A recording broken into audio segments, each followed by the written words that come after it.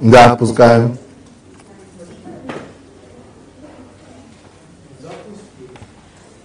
Okay. Hello, everybody. Hello. Yeah.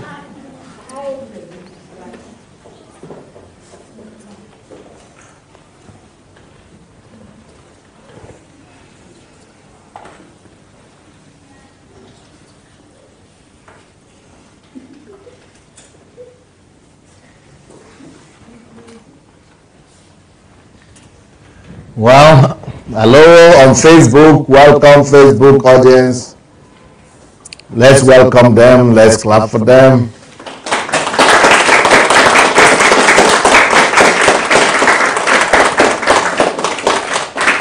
Well, hello on Facebook. Welcome, Facebook audience. Yes, so we are continuing our series on the truth. Why do people reject the truth? Why is it that people reject the truth?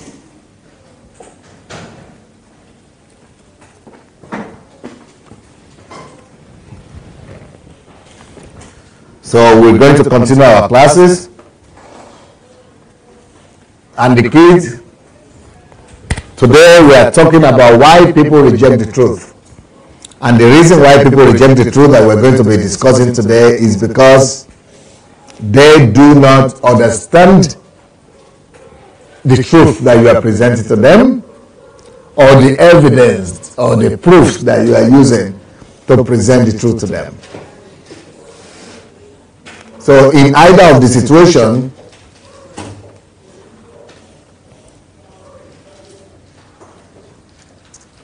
people often reject the truth because they do not understand. And that is understandable. It's not always easy to understand what is told to us for the first time, from the first time. So we could as well anticipate that there will be times when you as Christians or you as young people will present the truth about anything. You will talk to people about the truth and you know it is the truth. And you are surprised. Why can they reject it? Why are people rejecting this? And the only reason why they are rejecting it is because that truth you are presenting to them, or the way you are presenting it to them, or the proofs that you are using to argument your case, to argue your case to them, might not be convincing enough for them. So people will likely reject it, not because what you are saying is not true, not because the truth is not the truth, but mainly because they do not understand. Now I've given you many reasons why people reject the truth. This is another reason. People reject the truth because they don't understand. Because they don't understand. So what do you need to do in order for people to understand? In the case of Jesus, let me see a passage. How many of you remember the parable of the sower? The parable when Jesus was talking the parable of the sower, that the sower went to sow, and some fell on good soil, some on bad soil, some on. You remember? Come tell us about the parable. Joy is ready as usual. She's going to tell us about the parable. You have microphone? Microphone.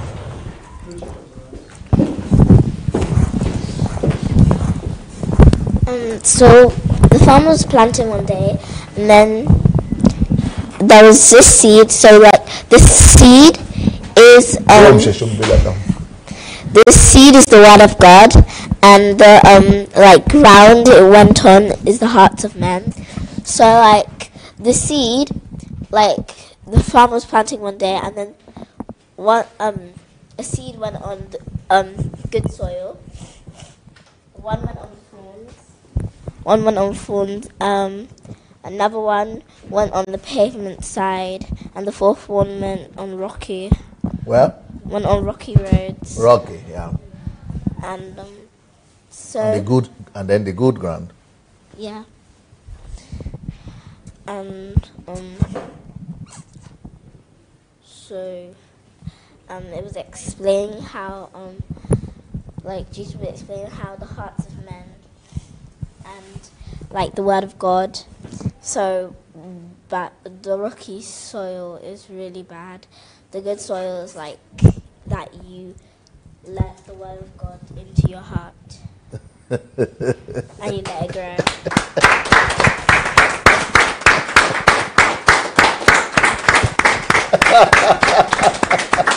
What a miracle child.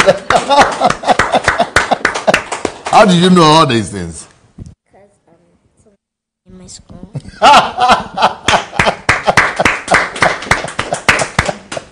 It's like you remember everything anybody tells you. You don't forget stuff? Not really. Not really.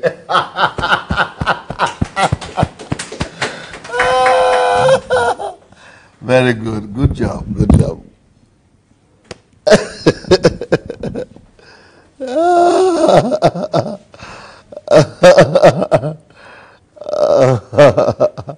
Okay, who wants to compliment that story that Joy just told us, please? I'd like to explain the story. Yeah, please. So basically what happened is the farmer was planting Can you seeds. speak louder a little bit? What happened was the farmer was planting seeds, and what happened is some of them fell on the rocky road, some of them fell on the good soil, and some of them fell on the thorns. The ones that fell on the good soil are the ones that heard the word and applied it to their lives, and the ones that fell on the rocky soil is the ones that heard the word, and they let it come out through the other ear, and they didn't do anything about it. The seeds that fell on the thorns is the people that didn't hear the word or receive it. Very good. So you know the meaning as well, eh? Okay. But there is another detail I want to talk about this parable. After Jesus finished telling the story about the parable, his disciples called him together and they came to him and told him that, will you explain the parable to us? Like, we don't understand this parable. And so to which Jesus answered and said, and he said to them, do you not understand this parable? How then will you understand all parables? Now, in that one verse, Jesus used one word twice. In one sentence, Jesus used one word twice. Who noticed? What was that word? Parable. Parable? No, he used parable twice. Really? There is another word he used twice in that word. Okay? In that sentence. Understand. Understand. He used the word understand twice. He said, do you mean you don't understand this parable? If you do not understand this parable, how will you, maybe it's actually 2 or 3 times, how will you understand other parables? So parables also is 2 times. Yeah, you're right. But the word I'm talking about is the word understand. If you don't understand this parable now, how will you understand other parables? So the word is understand. Why is Jesus particular about understanding? Jesus is so particular about understanding. The only thing he's concerned about is one word, understand, understanding. He's only particular about that. These people need to understand what is happening. Why is Jesus very concerned about people understanding like this? And in other places, Jesus will come to them and say that you of little faith, don't you understand? I've been with you all this while. Why can't you understand? Jesus is always talking about understanding. In some other cases, he will tell them something like, he that has ear, let him hear what the Spirit of God is saying. He will say things like, verily, verily, I say unto you. Then, tell them the parable. Why is he emphasizing?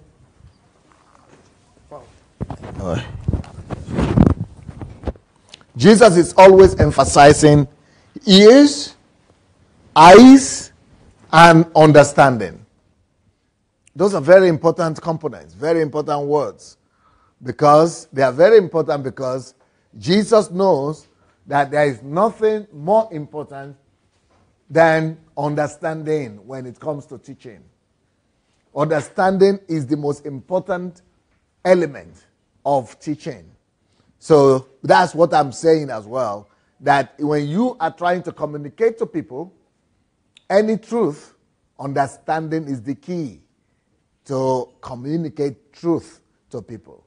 So whenever you are talking to anybody about truth, don't rush to go talk to people about truth until you work on yourself, on your communication style, and on your communication skills. You need to, first of all, listen to yourself many, many times to make sure that you make it easy. So, for example, whenever you want to communicate any truth or publicly to anybody, sit down in your solitude, repeat that truth to yourself the first time. Maybe you like it. But go back, think about it again and say, how can I make it even better or even easier for people to understand? Once you have come out with easier method, you've added one or two other truths, then repeat it to yourself again with those additional helps that you have added. Once you have done that, think about, is there any way I could still make this even better? Maybe you want to add stories now. Maybe you want to add quotations. Maybe you want to add illustrations. Maybe you want to add statistics. Maybe you want to add figures. Maybe you want to add references. Maybe you want to add inferences.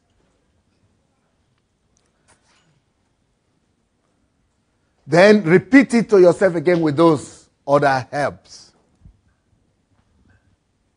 Then choose the one of them that is easiest for you to understand and for others to understand. Before you now know that your sermon or your truth or your word that you want to communicate is ready.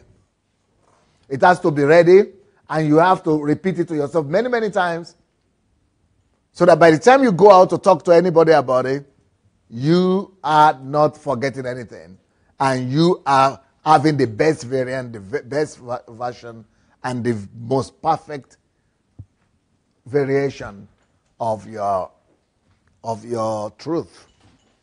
So when people don't understand the truth that you are communicating to them, it is not always their fault. That is the point I'm trying to make. It is not always the fault of the people that are listening to you. Because if they don't understand your truth, they will reject your truth. And the reason they will reject your truth is because they do not understand. And if they do not understand, they are not the only ones to blame for it.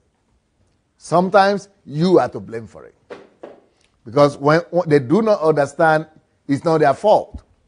When they don't understand like that, it means that you did not do your job well as well. You didn't do a good job. So, in order for you not to be guilty of them not understanding, in order for you not to be blamed for their lack of understanding, what do? You make sure that you work on yourself and you rehearse the truth that you want to communicate to people the best possible way, to yourself, in your closest, by yourself, and when you are most satisfied, then you go out and talk to people. Maybe you would even like to repeat it until you could repeat it to them and talk to them offhand without reading it and just from memory. But the idea is not to just be able to talk from memory, but the idea is to be able to talk in a way that anybody will understand. Have you ever noticed some people that when they talk, they speak so many big grammar and so many big vocabulary that at the end of the day, you just look at them and say, wow, he's so smart. By the time it's finished, you look at them and shake your head and say, I will never be able to be like this. Well, that is a bad communicator right there. Because he has been the only one that has gotten the credit, but you didn't understand anything. But if he's a good communicator, even the simplest person there will understand. Or the smallest child there will understand. Even if you are the smallest person there, you should understand what the person is talking about. But if you don't understand, it's not a good communication. So good communication is, don't worry about it, don't worry. So that you will not be the one to cry today. No danger, doesn't hurt. So the good communicator is the one that is able to communicate that everybody at the end of the day says, wow, it is so clear that even a child will understand. That is good communication. Don't ever be under the pressure of trying to impress with your knowledge. When you begin to try to impress with your knowledge, you could do a good job with that. People will clap for you and say, wow, he's so smart.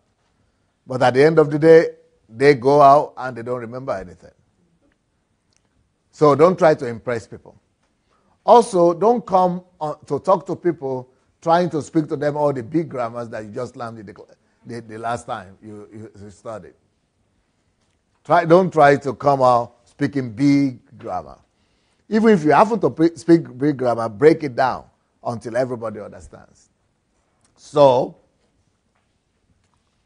understanding is key. The goal of your talking to people is for them to understand. So how do you know they understand? People understand when they can implement what you have taught them. The purpose of understanding is to implement, is to perform, is to do what you have taught them. So if the people are saying they understand and they are only able to repeat, then they didn't understand. People only understand when they are able to do as well. So that's why Jesus is very particular about understanding. Now, so Jesus decided to break that parable down to his disciple. And you will see a big difference. If you read that parable, you will see the way Jesus brought understanding to his disciples. So let's read it. In Mark chapter 4, verses 13 downward. And he said to them, do you not understand this parable? How then will you understand all the parables? So, of course, he was surprised that they didn't understand. So what did he do? Did he just get annoyed and turn his back and left? No. When people don't understand, it means it's not just their fault, it's my responsibility to do a better job. So instead of Jesus just turning and saying, you are too dull, I'm leaving, he knew what to do and he did better. And what he did is, he started all over again. Now that he started, he was not just telling them the parable, he was explaining every point and every part of the parable. So, he says, the sower sows the word. Before, he had said the sower went to sow the seed. But now, he explained to them that the seed is the word. So, he's giving them exact meaning of everything he meant. So that is to bring understanding. So now they know, okay, I don't have to be a farmer. Each time I hear the word, it's the same thing. It could either be in good soil, bad soil, and all that. So he keeps on saying, and these are the ones by the wayside where the word is sown. So the seed that falls by the wayside, he said, when they hear, Satan comes immediately and takes away the word that was sown in their hearts. Wayside. What is wayside? Wayside means on the way. It did not get to destination. Wayside is talking about, when you are going somewhere, the way is for you to take you to your destination. The purpose of a road is destination. But if the thing stops at the roadside, where is the purpose? Where is the destination? It means it didn't get to destination. And Jesus explains to us here, why is it that a seed will fall by the roadside? He said it's because Satan comes immediately and takes away the word that was sown in their heart. Each time you forget a message or a word or a truth that is given to you and you don't even remember it, you don't remember to meditate upon it, that is roadside. It means Satan is after. Satan is to blame. Satan is after that word and he has just stolen it away from you. So roadside is the word that does not get to the destination. The destination is that it has to get to your heart. It has to get to your mind where you are going to process it, think about it until it gets to your heart. And from your heart, it's become your understanding. And from there, you could begin to practice it. But when you don't even remember anymore, that means that word has fallen by the roadside. So, next one, it says, this likewise, that's the second seed. It said, this likewise are the ones sown on the stony ground. That is the second seed. They fall on the stony ground. When they hear the word, immediately receive it with gladness. So they receive it with gladness initially, and they have no root in themselves, and so endure only for a time. Afterward, when tribulation and persecution arises for the word's sake, immediately they stumble. So it means the word this time did not fall by the roadside. It actually got to the destination. So the word actually got to the mind of the person or to the heart of the person. But because it didn't succeed in taking root. It didn't succeed in taking root. It was lying on the surface because there was stone on the ground. So there was no root there. And because of that, the word also was there only for a short time. And trials and tribulations, because it was lying on the surface, went and removed it, and the person loses the word, or loses the truth. Then the one that falls on the tongues, among the tongues, they are the ones who hear the word, and the cares of this word, because tongues are things that are ready to shock it. So those are the cares of this world, deceitfulness of riches, and desires for other things entering in, they shock in the word, and it becomes unfruitful. So there are three things that make people to lack understanding. Three things that make people not to hear or to receive the truth that you are speaking to them. Three things that fight against people's understanding. One, Satan is the one that comes to take what is on the roadside. Second, shallow-mindedness. Shallow-mindedness, because it's a stony place, there is shallow-minded, it's not deep. It didn't go deep. Shallow-mindedness.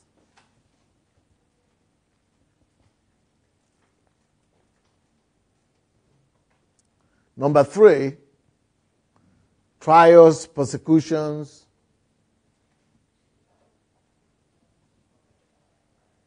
No, sorry. That is, the third one is deception of the word. The deceitfulness of riches, desires for things, and worldliness. Yeah, so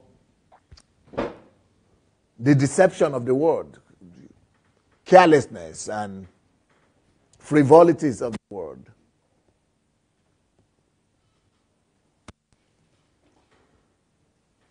And of course, you have persecutions and trials. So we could say four things, four main things that stand on the way of people getting understanding. That's Satan, number one. Number two, shallow-mindedness. Number three, persecutions and trials. Number four, deceitfulness of riches, the world, desires for things, frivolities of life, vanities of life. So those four things hinder people from understanding. Now, how does that work? How does Satan work? The roadside. The roadside, it didn't get to destination. So let's say we are talking right now, kids. Hello? How does Satan, what is Satan's strategy? Satan doesn't come physically, but it makes the word not to get to the destination, to stop at the roadside. That means when you are hearing the word, Satan tries to distract you one way or the other. Maybe you are sitting right here, but you are already thinking, oh, I'm going home tomorrow. Thank God, I'm going home tomorrow. So you are thinking about home, my friends. Okay, where are they now? Are they back from Africa? Are they back from holidays? Okay, yeah, that one is back, that one is not back. That's what Satan does. Satan makes you to be distracted so that the word is stolen. The word is coming to you, but it's being stolen immediately from you. It's not getting to the destination. That's how Satan works. So how do you overcome that? To bring understanding. For you to have understanding, there is no way you are going to have understanding if the word is stolen, if you have forgotten what you just heard. So, and when you are communicating the truth to people also, make sure you work on this. Don't allow distractions to steal the truth from people. There is one thing that I teach, one concept that I teach. I don't know, I will not be teaching you about it, but I will just mention it. For Satan not to usurp the truth and take over and hijack the truth that you are speaking, you need to teach people to be in the here and now.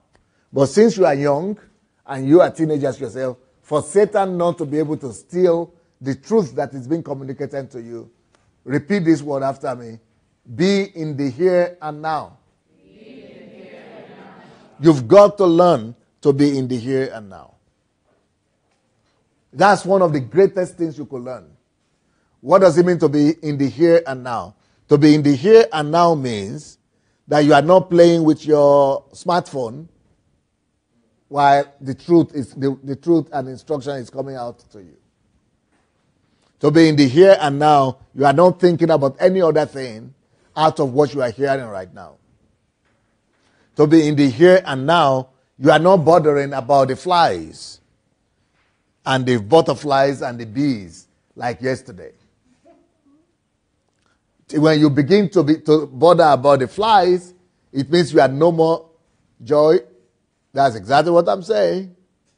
You saw the fly, it flew to your place? Yes? Yeah, that's what I mean. Yeah. So don't pay attention to the flies. If you don't pay attention to the flies, then Satan is not going to be able to steal it away from you. But when you are distracted like that, that's what Satan wants. He wants you to be distracted from the truth. So that is the roadside. That means that the truth has fallen by the roadside. And sometimes, hello kids, when the teachers are talking to you, you are somewhere else at home. on the way or with your friends, in your mind, even though your body is here. Does that happen sometimes? Yes. Yeah, that's exactly the work of Satan there. That's what it means by it being stolen on the roadside. Satan comes to steal it on the roadside before it gets to a place where you could meditate upon it, before it gets to your to settles in your heart, where you could think about it, where you could process it and try to go and implement it. Satan makes you to lose it immediately. Satan steals the word from you from even getting to the destination of your heart. Roadside always comes through distractions. When you are being distracted, you are not in the here and now, Satan takes over and steals the truth and the word from you. Okay. Now, concerning those people who are watching right now, regarding those people who are watching this program on Facebook, that happens a lot when you are doing Facebook, when you are watching Facebook messages. Because while you are watching the Facebook message, you are cooking, or you are dressing, or you are doing many other things. And that's exactly what Satan likes. Satan steals away the word by not letting it get to the destination, by making it fall by the roadside. That is called by the roadside because you live in that illusion. And the illusion makes you to feel as if you are hearing, but really you are not, it's not settling. You are hearing somehow, but it's by the roadside. You are hearing enough just to deceive yourself and others that you are here and make a few comments. Even the comments themselves could be a roadside distraction that Satan could employ. It could make you to be writing comments all the time, whereby you are not having, the goal is for you not to be able to process the word, so that the truth doesn't get to the destination where it is well processed, and then you could do it. So any kind of distraction is the roadside that Jesus is talking about. That Satan is the master of roadside, trying to distract you and making the seed fall by the roadside. Then the second reason why people don't understand the truth is because of shallow-mindedness. Because it says the seed fell on the stony ground where it did not have roots. Because if there is stony ground there, it means there is no roots. There is no way for it to go down. So the seed is not going down. That means when you hear the word, and the word is, you don't have the time for it to sink. You don't have the opportunity. You didn't give it enough chance for it to sink into you. That is stony ground right there. That is shallow-mindedness. So you could hear the word, but you don't let it sink. It's shallow. It's laying on the surface. It's shallow attitude to the word. Shallow understanding of the word. Shallow-mindedness, surface attitude, or surface reception of the truth will not make you to understand it. And if you don't understand it, you'll never be able to implement it. So how do you overcome the shallowness of truth, of the word that you are hearing? Whenever you hear any word, even if you are in the here and now and you hear very well, that word gets into the destination. But if you don't go back to the word and reverse it to yourself and rehearse it, if you don't go to rehearse the word, if you don't go to make the word sink, it will still be lost. So how do you do that? Let me illustrate that to you somehow. It talks about the seed falling on a stony ground. How do you make a stony ground? How do you make a seed to sink in a stony ground? Almost impossible. So anytime we receive the word like that, it doesn't matter how attentive you receive it. It is still on stony ground. It's because stone means there have been some foundations, some other knowledge that were in you before that new knowledge came. So those other knowledge that were in you, they are keeping the seed floating. They are keeping the seed floating on the surface. So what do you, because it's a stony ground. It's shallow. It's on the surface. So how do you make any information that you get to sink down into you? How do you make this seed that is lying on the surface to take root? How do you do that? You only make it take root by going back to that place where the seed fell and walking on that ground. So every time you hear the word or the teaching, you must. That's why they give you home assignments or homeworks. The concept is for you to go and spend more time on what you've just heard and on yourself, so that that could really become understanding to you. The way you do it when it's ground is, it's a stony ground. You must take a cutlass or a tool and then, or a hoe. Then you go and first of all remove the stones from the stony ground. Because beneath every stony ground is a soil. Underneath every stony ground is a soil.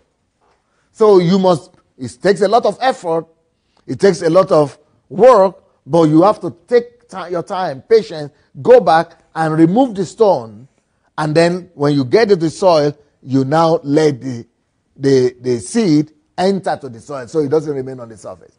Now that is if you are, that is for farmers. But for us, how does that apply to you? Each time you hear anything in the class or in the school or anywhere, what you need to do is that you need to go back to that class, to the audio message or to the video message, and begin to listen again. So when you are listening again, you stop it, and you meditate upon what you are hearing. And you ask yourself questions. How does this apply? How can I use this? Oh, I got it now. Then you are removing the stones that were already in you before the truth came. They are the stony ground, the ground that you had before that word came. You are cultivating it by listening over and over and asking yourself questions. You are cultivating you are giving room in your heart and in your soul to it. You are making your heart softer. You are making your mind softer to accept it and to know how to apply it. You are cultivating yourself. You are making the word become flesh in you. You are making it go from the surface, head knowledge, into your heart to become part of you. That is what we call the word becoming flesh. So that word becomes a part of you. The word becomes flesh in you. And then it brings results. That is what you do to make the word become understanding, where you can now apply it. Yep.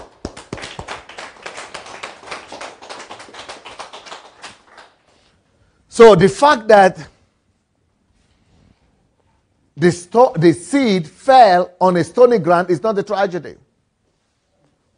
It's going to be a tragedy if the hearer does not take his time and patience to go and walk the ground. If you hear the word, doesn't matter how much word you hear. If you don't always take time, if you don't have the culture of going back to that word and listen again, it's just a waste of time. Just like you now, you've all come here. If you come here the way you are here right now, you hear all these messages, you wrote the exams, you are very happy about it. But if you don't ever go back to listen to the recordings, and I'm sure they're going to give you all the recordings, if you don't go to listen to them again and again, at least one time, to go and meditate over it and repeat it to yourself, it's as good as you've never been here. That thing will lie in you for a week or two.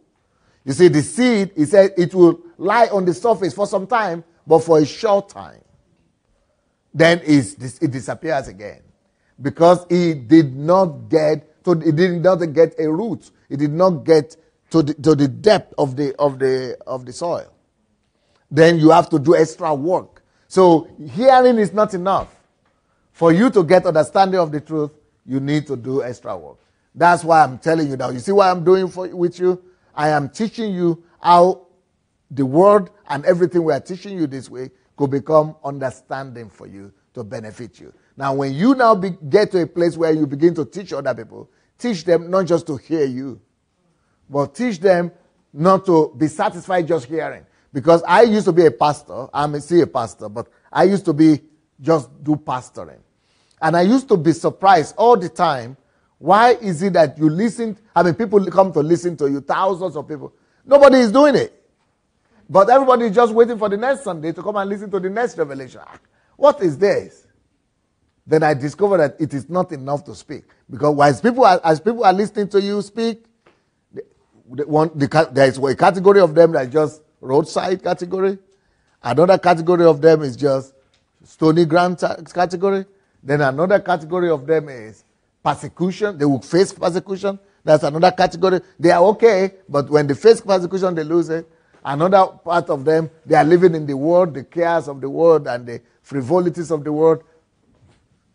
They will go back to the world because they don't live in the church. They only come here once a week. And from Monday to Friday, they are in the world.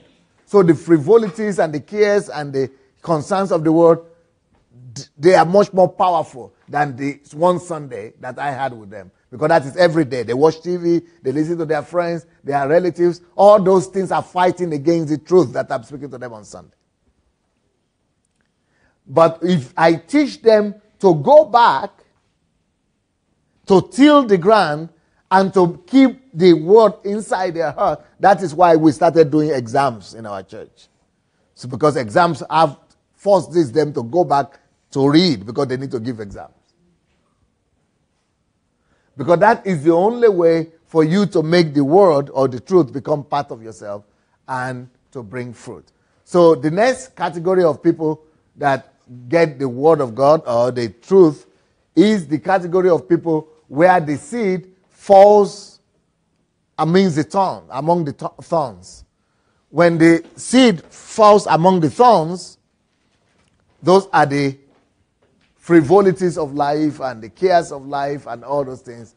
That thorns are a serious matter.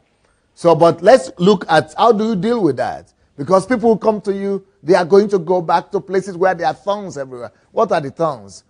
Temptations, cares of life, concerns of life, worries, problems, attacks, and just worries and frivolities and lust and temptations and all those things are just the real life situation. So how do you help people to overcome that and still make the word become productive for them? Okay, so let's go back to the farmer's scenario like Jesus told us the story. So you sow the seed, you already know how to deal with the stony ground. Now, this seed has fallen among thorns. So what do we do with that? What you do is go back to that ground,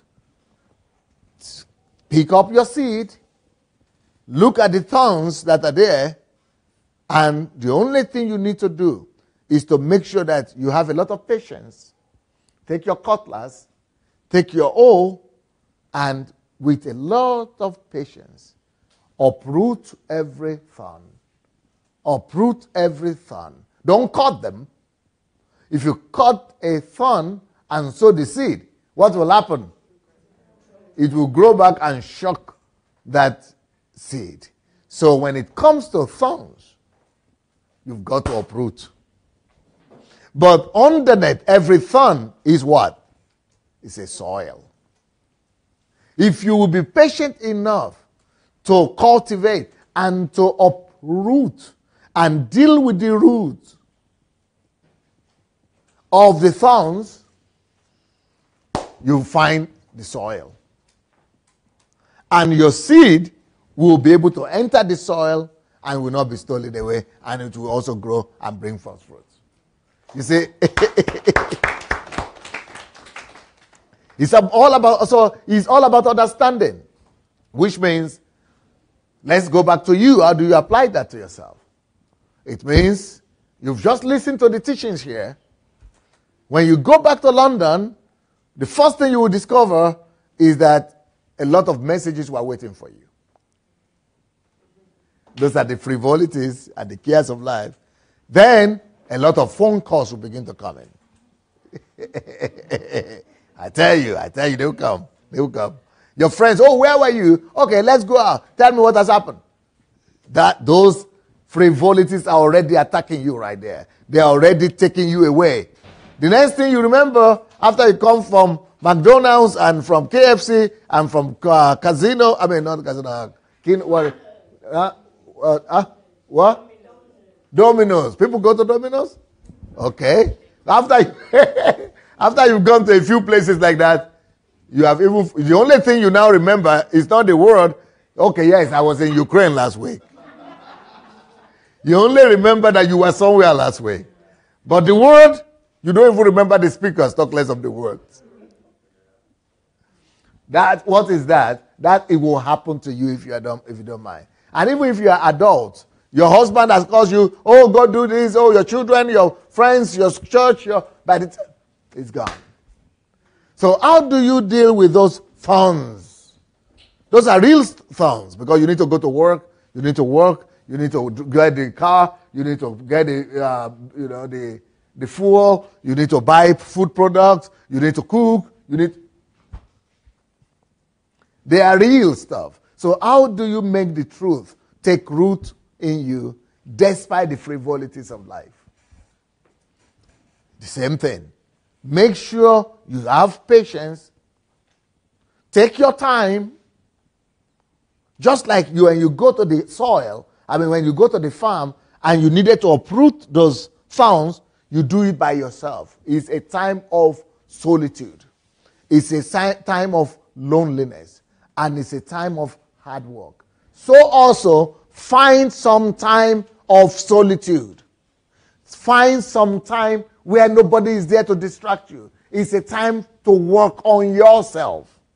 Because you work for your boss, you work for your work, you work for your family, you work for food, you work for restaurant, you work for everybody else. Find some time to work on yourself. So get all the material that you got from Kiev. Begin to listen and stop them and write some things down. Ask yourself questions. How can I apply this? How can this help here? How can this help here? When am I going to act on this? What should I do next? What is my next step of action? Concrete steps. And then you repeat that to yourself. Okay, these are my plan. These are my action plan. Then you put your control system. I'm going to do this, and this. I'm going to do this then. I'm going to do this now. Then you move to the other one. I'm going to do this later. I'm going to do this other time. I'm going to talk over this. I'm going to research more on this. Then you move on the other. So you must have decisions taken upon everyone on each one of the things you've heard today. And when the action plans are already in place, then you move to another one.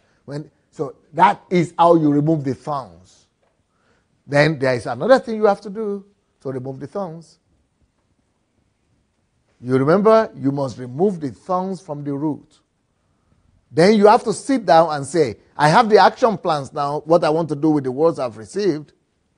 What are the forces distracting me most? What are my my biggest sources of distraction? What are the things that will distract me most from taking all these actions, from doing these things? If I wake up tomorrow, what are the things that will disturb me most? Distract me most? Maybe work. Okay, I have to limit that. But since you are not working, friends, TV, fun, pleasure, all these things could distract me. So write them down, then come up with a strategy of how to overcome friends. I switch off my telephone. Let them leave their message. When they leave the message, I decide who to reply, who to call back, who not to call back. Then they want me to go out with them to McDonald's or to cinema or to some places. Well, I'm nowhere to be found. I disappear to my room. Oh, well, mom gave me some assignment to do. Or, well, my parents said I shouldn't go out today. Well, you have some excuses, but you get yourself alone to make sure that your priorities, all those decisions that you have written are your priorities. You must always do your priorities first. You must always do the things that you want to do first before you do what other people want you to do. So all those decisions you have taken, all those plans that you have made, all those action plans that you have written out, make sure that you put everything on the backside to first of all do them, to make sure that those things are done. And you must create the time, you must push everybody away from your life to just concentrate on making the action plans come to pass. That is how you live in understanding of the truth. That is how you make the truth work for you. That's how you make the truth work for you.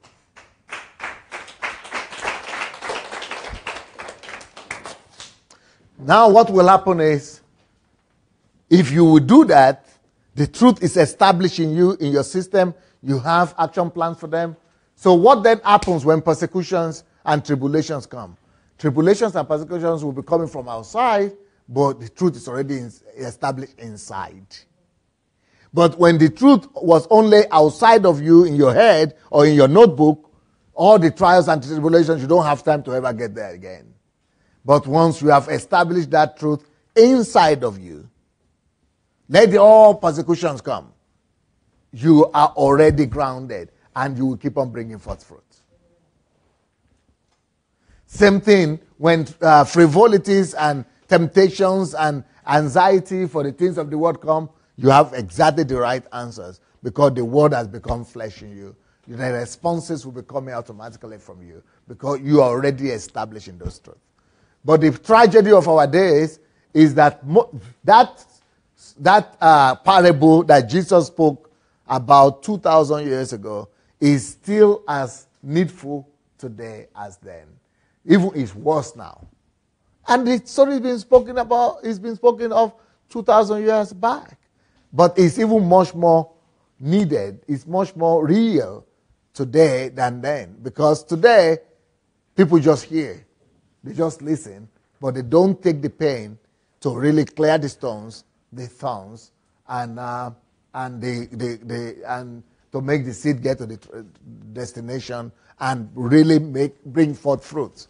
That's why churches are full of people who cannot produce results, who don't have results, because we just teach them and we think once we have taught them or we have spoken to them, we have done our own part. But we must also help them to get to have the culture of making the word get to take a firm ground in the heart of the people. Okay, let me show you some other ways that Jesus dealt with the question of understanding. But before I go, because you are kids, I don't just want to give you too much information. You need to respond so that you don't fall asleep on me. So I want to ask you, what did you understand from what I just told you, how to help yourself understand the truth? Because people reject the truth when they don't understand. But I've just told you how to understand the truth for yourself and how to help others understand the truth. Please come here. The microphone. Where is the microphone? And you who are watching us on Facebook, you can also write us your comments. We will be happy to read your comments here. Yes, Sydney. What you have been saying. Speak louder.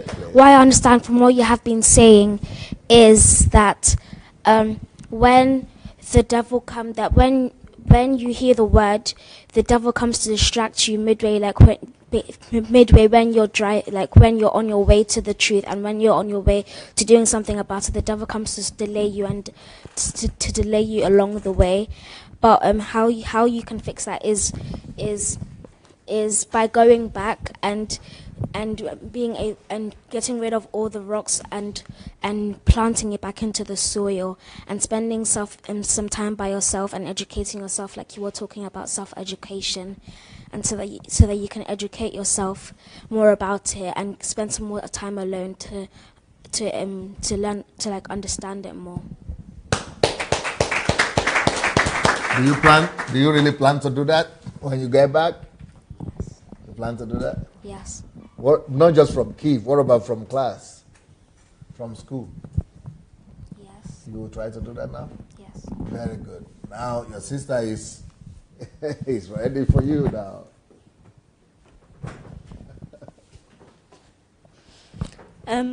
What I learned is that for you to be able to understand the truth, you need to take away every single distraction that's in your life, like watching TV, playing with your phone, going out with your friends.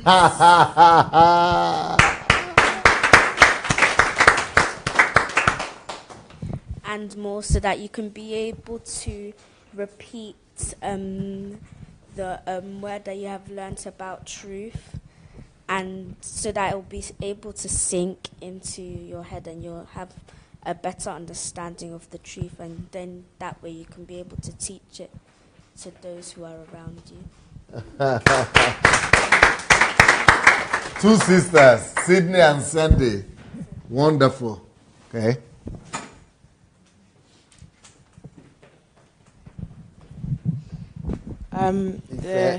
The thing I got from what you just taught is that we have the first responsibility to make sure that the truth is firmly planted in our hearts before we can give it out to anyone.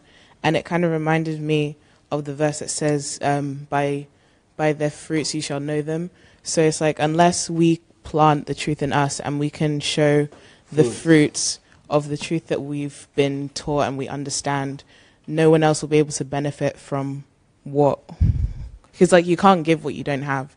So if we don't have the understanding for ourselves and we don't have the complete knowledge of what the truth is and a firm foundation of how to apply it into our life and how to help others, no one else will be able to gain that from us as well.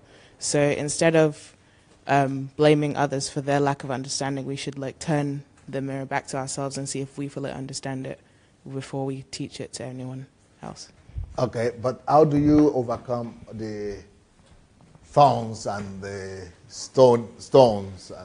And you have to examine your life and see what is a hindrance to you understanding the truth, such as distractions, whether it's the devil like distracting you with thoughts or different desires of the world, like the lust of the eyes, lust of the flesh, and the pride of life, or it's the people around us that are stopping us from taking in the truth fully because they either have alternative truths or they don't want to understand what we've been taught. So I think going through each major sphere of our life and pruning what doesn't need to be there for our own personal growth can help us to do that.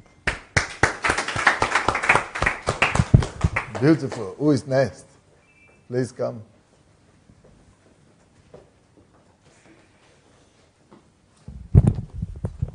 I learned a lot of things about how when you're about how the word that we receive, we have to understand it, and about how we should, and how about when we're communicating, it should be important that other people understand what we're saying. And I think that's very important because I want to propagate truth through writing, and that explains why it's important to have research and citations and quotations and statistics, all of that when you're trying to prove something, because it's very crucial to have understanding, and that's why Jesus acts the way he does in the Bible. And I learned that the way that we usually live our lives, receiving truths, but just reacting passively to them or not really reacting to them, is not how Jesus told us to live, but how Satan would like us to live. Because as you were outlining all the interpretations of the seeds falling in the different places, I saw each and every instance in my life. I can just have like vivid remembrances of when I was sitting in a church or something, and I'm listening to something, and I think, wow, this is, I think like, oh, that's a very relevant topic. I hope I'll be able to learn a lot from this. And then by the end of the sermon, I'll realize that I started thinking about something else and I missed the whole thing.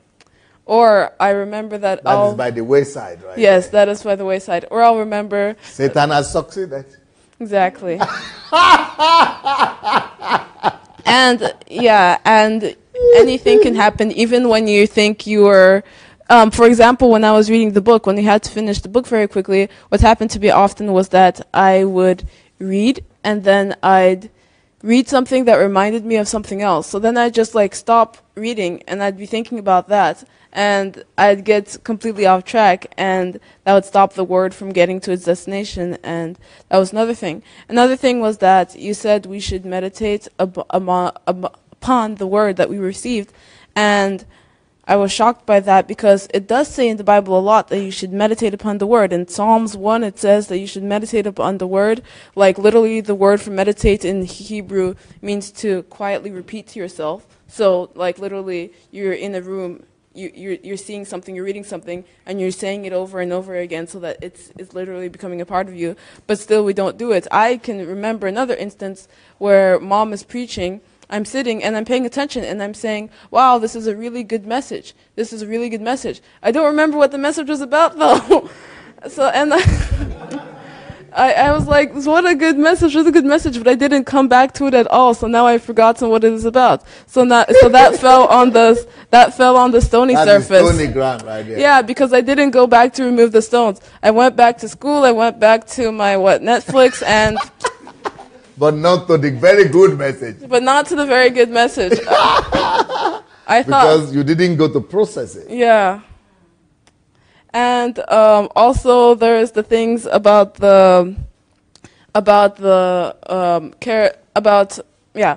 child-mindedness, and then there's about the cares of life. And that was it's just funny because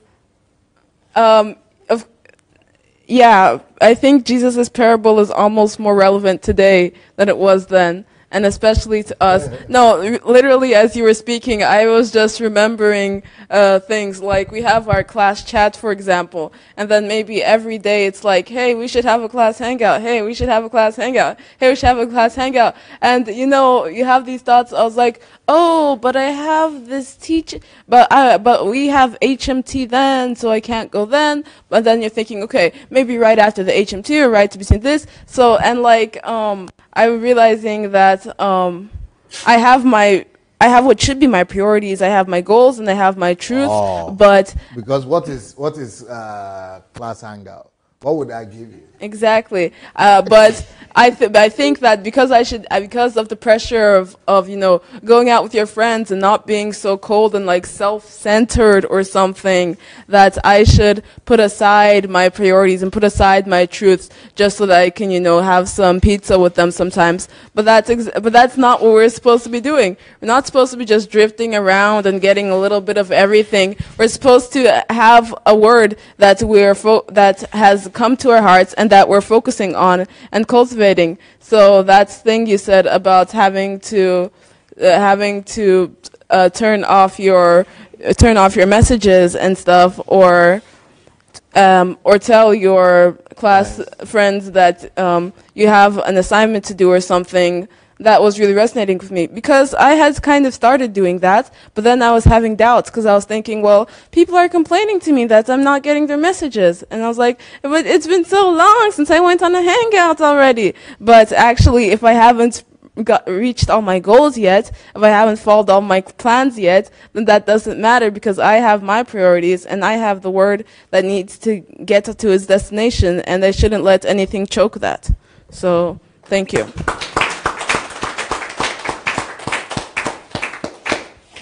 Thank you. Yep. I have a question. Yes, please. Yes, can you What if you find that the distraction, like you said, the distraction isn't like so much people coming, like external people coming to say, let's do this, let's do that, let's go. What if it's like in your own mind, because you know how people say like you're in your head too much and like you're overthinking stuff like that. What do you do when the distraction is you? It's not external. Huh? Yeah. Thank you. That's a very good question. I think I addressed the question of daydreaming in the beginning. Anybody remember that? Do you remember when I said to be in the here and now? You remember I spoke about that? You want to mention it? Okay. I will answer your question, but let's start with it. You said for us to not be thinking about things that will happen or things that have already happened, that you should be focusing on what's happening now, on the focus that is now. Wow. That is Sandy, yeah? Wow, Sandy. Sadie. Beautiful Sadie. Wonderful stuff. That is when I spoke about the first fruit. The first ground by the wayside. That Satan is most interested in that. That you should be all in yourself, all in your own world. And that's when I spoke about some things are happening here, and you might be thinking about going home tomorrow or something.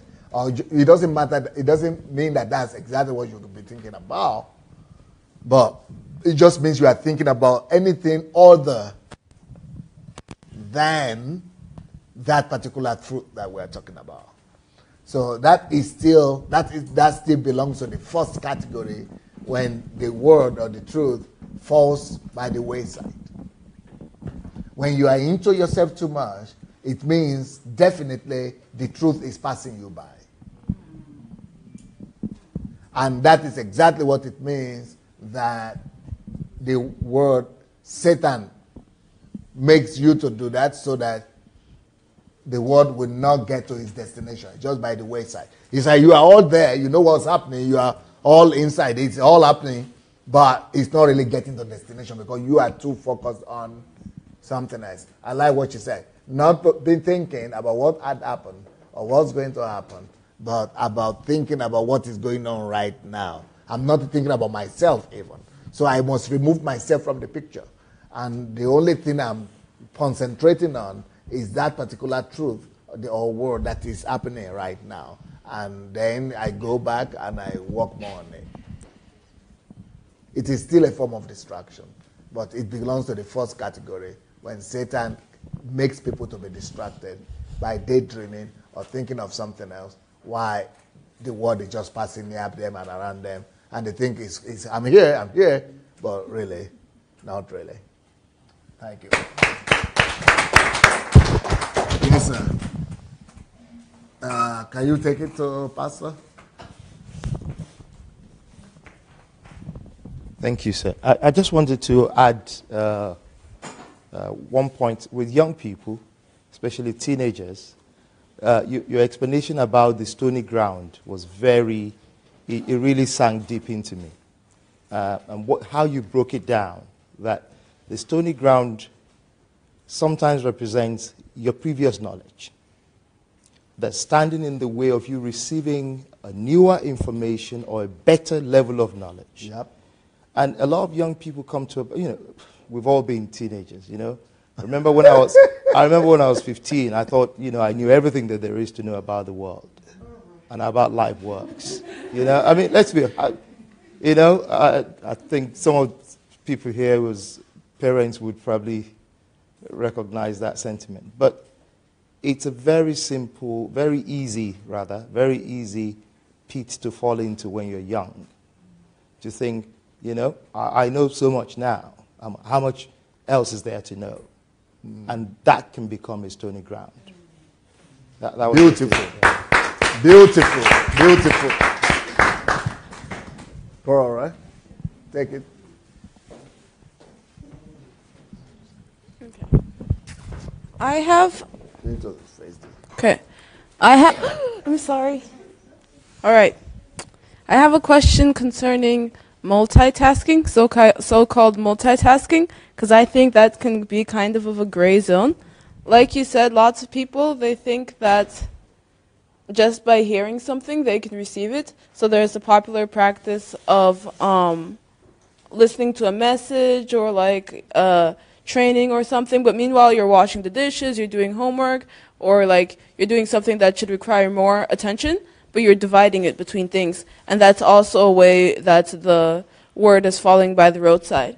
But do you think that there are still some situations that where it would be better to divide your attention, or like where you think that, or maybe where you think that whatever the word that is being said, even if you're paying attention to it, your time would better be spent doing something else?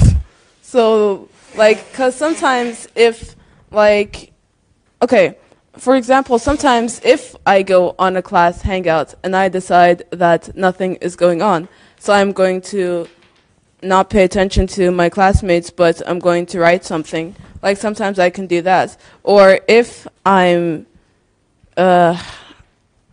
in a company, for example, where they're saying things that I don't really think are worth attention. My attention, then I can try to like do something that is worth my attention. Or if I think that, or if for example I'm trying to refresh something, like if I've listened to a message before and I've listened to it a lot and I have some work to do, but in the background also, so that I can like kill two birds with one stone, I'd also refresh that also other message. Like, do you think that still it's better to multitask sometimes, so we should do it with wisdom? Just like if we're actually being distracted and not getting enough information from both things, then we should focus on both things. But if it actually is wiser to divide your attention, do you think there are times like that, or do you think that 99% of the time you should be completely focused on the here and now? Beautiful question. Beautiful. Very needful question. The only problem is that you supply the answer yourself. Okay. So, yes, that's what you see me and Mom doing all the time. And let's start with Mom. Whenever she's in the kitchen, she's always listening to something. But then, what does she do after kitchen? She goes back to the room, sits down with that same material, writing and listening. So she has either she's listening first as a general thing, then she goes back to do thorough work. Or she had listened to it and done thorough work, but then she's doing other things, but she needs to refresh herself. And she's refreshing her knowledge with what she's done. So the most important thing really is not really as much as how you are listening now, but how much of work you do on it later on. But also, it is you should do that definitely when you have already done something, or you know you can combine right now. You can normally combine multitask when the thing you are listening to or what you are doing right now is not too essential. It's not demanding all your 100% concentration, and so you could maintain. So but there are some tasks that would demand your 100% concentration. That is when you would not want to multitask.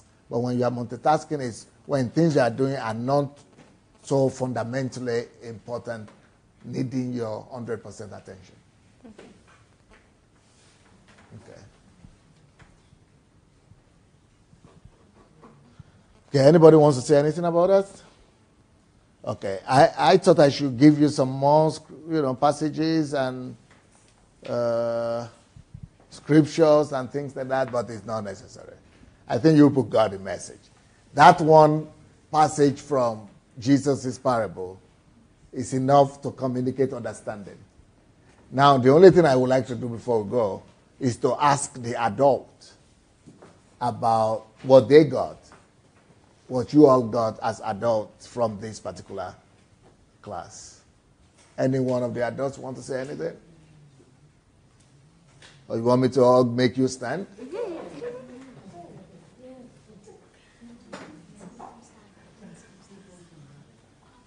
Everyone present, anyone of you could talk. No, you are not here. You just came in. So you want to deliver them. But I want people who are here to talk. Yes, please. Okay.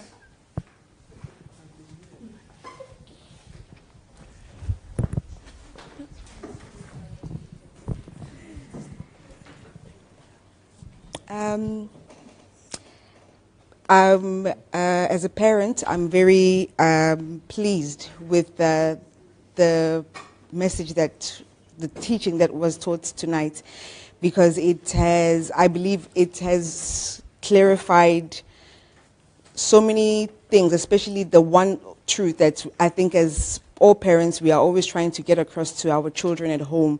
I know with my children, when you are sharing the word or you are trying to have a discussion or a conversation with them, you will see that they start fiddling with their fingers or they start losing attention because they are just tired of sitting there and listening to what you're saying. But I believe that with what they heard tonight, knowing the importance and knowing that all those things that they were seeing as maybe mom or dad just talking too much is actually relevant to whatever the situation or what the case might be, and that now they will appreciate it and know that them not paying attention and finding things to distract them is just Satan, distracting the truth that is supposed to be heard when they are addressed at the time. And I love the fact that you spoke about them knowing how to prioritize their day or their week, and knowing that it's important for them to, first of all, do their homework or self-education or whatever the case might be for each individual. But I would also just like to clarify, especially with the priorities, because I know that for me personally, my girls will definitely use this one against me. Priorities should also, how home chores are also a priority. So please don't neglect that or think that because Pastor Sunday said I have to read or I have to do this, it's my time, that home chores are not a priority. They're still a priority at home. Please. Yes, home chores might not be number one priority, but they are priority, part of the priority, but not number one priority. Number one priority is self-development, right? They got that one from the morning.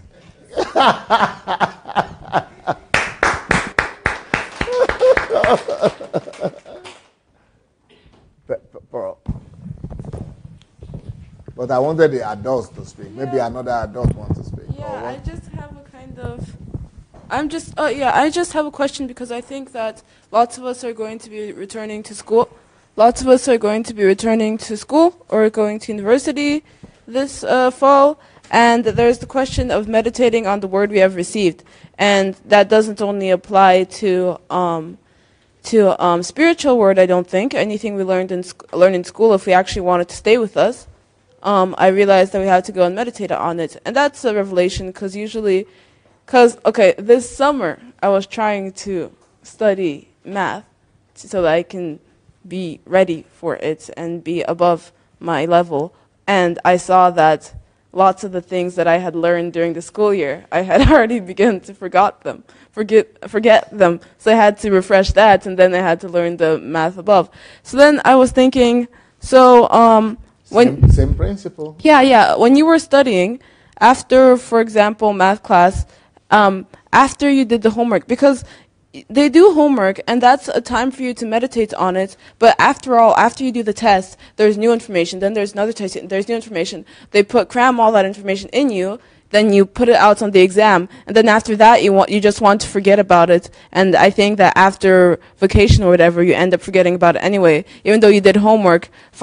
If you work on something intensely at one period, if you don't do it for a long period, you'll forget it anyway. So, what advice do you have for things like that? That is natural, but the most important thing is that you make it sink at that particular stage, because that is talking about stages of education and studies. So that particular stage while you are studying there, make sure that you did what you needed to do. Make sure that you make it sink. Then move on to the next stage. But the most important thing is that it's sunk already. Because at the necessary time, at the needed time, those are the things that form your core of who you are. Because they have gone to your subconscious level. So when life demands it, you will see that they begin to prop up. Or at least you know what it's talking about. Or we have to go back and get it. Okay, thank you. I've been here from the beginning. I don't know why you didn't see me. Yeah. Are you here from the beginning? I saw you coming in. But that was a minute before you started. Oh, yeah? Yeah. Okay. What I got is uprooting the thorns. Hello, everyone. Nikki Ojimadi here. Uprooting the thorns, because we usually cure the symptoms, yeah? But uprooting the thorns and the statement that you made that below the thorn is soil.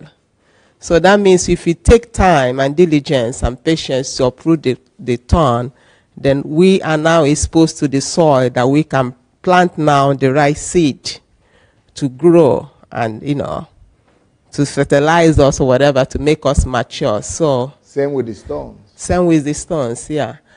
And I must confess I'm one of those that multitask when I listen to messages. Because even if I don't do anything here, I don't get it immediately. So I combine doing things, and it's now left for me to go back, like you said, and listen again to make the message flesh. So that's a task for me. To be more deep in what I learned, to make it flesh, I have to go back again and again and sit down, like you told me the other day, and write and make sure that I get the same principle. Yes. Okay.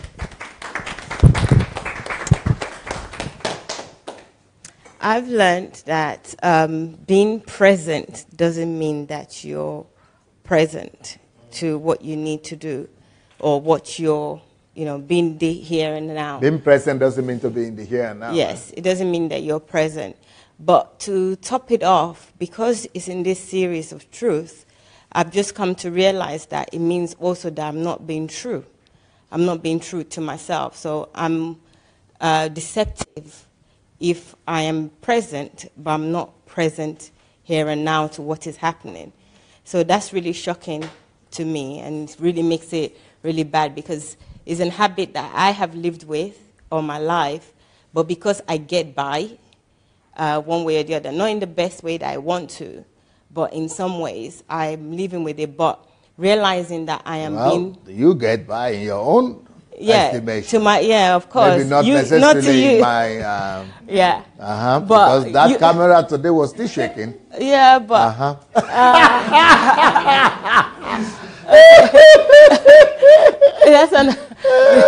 the story there is that I want to get to the 2% of the world population that are exceptionally good. And if I want to do that, I have to be true to myself. So I know what Dr. Sunday is saying, even if you guys don't know, because I'm in the 98% of the biomasses, and I want to try and get to the 2%. But it's really heartbreaking for me because this is something that I've done all my life, and I'm really, really trying my best. Well, not trying my best, actually. I really want to make a difference. But the other thing that I really learned today that is really important for me is that when the seeds fall on a stony ground, my opinion is that if it falls on a stony ground, it means that's his problem. That's it. No, not that. I thought you were going to say that's his own problem. Let him fall anywhere he wants. No. It's not. It's not its own problem. Okay. No, it's my problem. It's my problem, but it's almost like, another one bites the dust. But the attitude that I'm taking away from this session today is that even when it falls on the stony ground, it is my duty to still dig on that stony ground. The difference with it falling on the solid soil and on the soil that would germinate is that soil, if it's on the soil, it would germinate, it would be easier to germinate. But because I've allowed it to go on a stony ground, I need to now dig the ground and do extra work. So where I'm thinking it's absolute, when it falls on a stony ground, there's nothing I can do. I've now gained the knowledge, the power to now, okay, unfortunately it's fallen on the stony ground, but I still can't just leave it like that. This seed cannot just go to waste. I need to now, get on my knees and start to dig until I get soil from that stony ground. So this is really important for me, and I didn't really see it that way until this teaching, and So what is your, how do you convert that to real life situation? It's actually maybe with a lot of things in my life that maybe I have neglected because I felt like it's on a stony ground, not being truthful in terms of not being here and now. Go back to all the things, like the list of things that you've asked the young people to do, including myself, in terms of priority. So the things that have set before as goals, but they have not even been achieved or even been started yet, that for me is probably a stony ground because I didn't prepare, I didn't do the things that I'm supposed to do. Due diligence. My due diligence, and I just neglected them and just left them and said, okay, let me move on to the next. But now all those things are also important. Actually, the more important that I complete them, I get them done. So go back, do what I'm supposed to have done before, and make sure that I put a plan in place and follow those plans. So you mean you want to, you might as well resume your live broadcast on Who Am I? Yeah. Because that thing was started half a year ago. Yes. And you did about 2 or 3 programs. That's and then the stony ground showed itself up. And the thorns took over. So that's one of the... and, that's just one. Yeah, that's just one that you know about. And then there are other things in terms of the priorities. Yeah, maybe I don't have the friend distraction and the phone distraction and all the other distraction, but maybe it's like what Jeanette said. Yes, the internet distractions. Yes. I am my own. Yes, I am that. I'm my own distraction. And I'm on the same. Same page. Yes, of that distraction. Phone I don't even have. It's not working. Other things I don't have, but I distract myself. I'm the one that is not focused. So I'm always drifting, and there's something here, there's something else here. I'm playing around and just messing about. So I really need to really work on that. And yes, I know Dr. Sunday and everyone is laughing, but that Who Am I is really a big thing for me that I could really pick up and do well, but neglected it, and there's no reasons why I should. So yeah, that's my lessons. Thank you. Also, from this lesson, I think that this is the best application of the parable of the sower that I've ever heard, because it makes a lot more sense why Jesus told that parable. Because what I was taught all of these times was that, okay, so Jesus told the parable about how there's the truth, and you tell it, and there's different types of hearts. So most people don't accept it because lots of different things happen, but some people will accept it and listen, and you should be that type of person. And that's it. And that's just like, but, What about if I fall in the second or the third? Yeah, but they don't tell you that. It's just like as if Jesus is saying that, when Jesus is saying that lots of people won't accept me, right? I don't think he would just say that, because I don't think he wants that, right? It's not a predestination thing, right? Yeah. He wants everybody to come and accept the truth. That's Jesus' mission. So what would be the point of Jesus just saying, okay, so I have the truth, but some of you aren't going to accept it?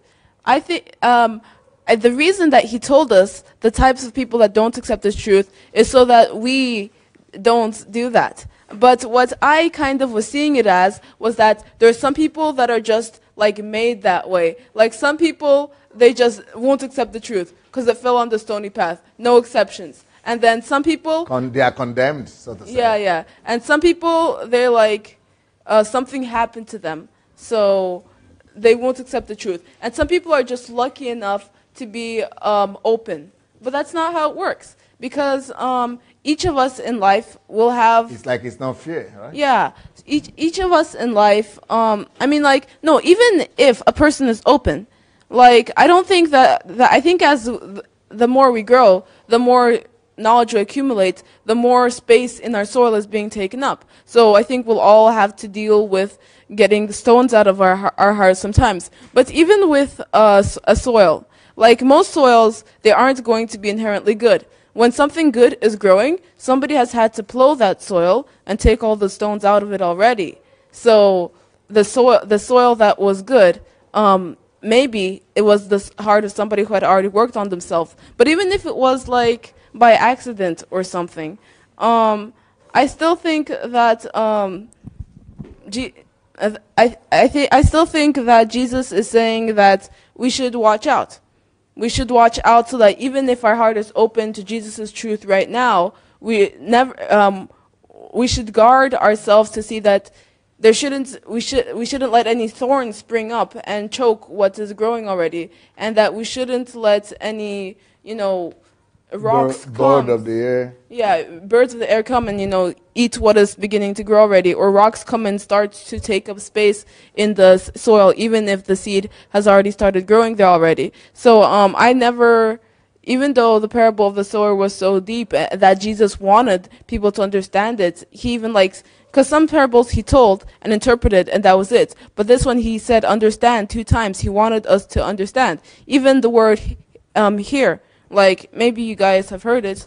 I learned this at school, but in Hebrew, the word here, Shema, is not just to let sound waves pass through your ears. It means to hear and respond. It means to hear and apply. So that's why Jesus really wanted us to understand. And with the parable of the sower, I think that God wanted us to do more than just know all the categories of the people, but to understand this and to be careful, to watch out. So I'm really glad for this application of the parable of the sower. So I have a question. What about if you know it and when someone asks you... You might need to stand here. Okay. So what about if you know what to do, and if someone was to ask you, like maybe a few months down the line after you've seen it or you heard it, you repeat it back to them, but then you don't apply it? What is that classed as? Well, that means the information or the seed is still on the stony ground. So it's on the surface. Anytime the thing is on the surface, when it's not applied, it means it's on the surface. Even though it's in your head, you could still repeat it back to them, but it didn't become flesh in you. The ground is not open to receive it deep into the soil, because it's only when it goes into the soil that it will bring forth fruits. So when it's still in your head, even if you still remember it 100 years later, it will still not bring fruit. Because the purpose of understanding, like Paul said, is to bring fruit, is to bring response, to bring an answer. So understanding, the whole reason why we are talking about understanding is that it goes in and capable of bringing forth fruit.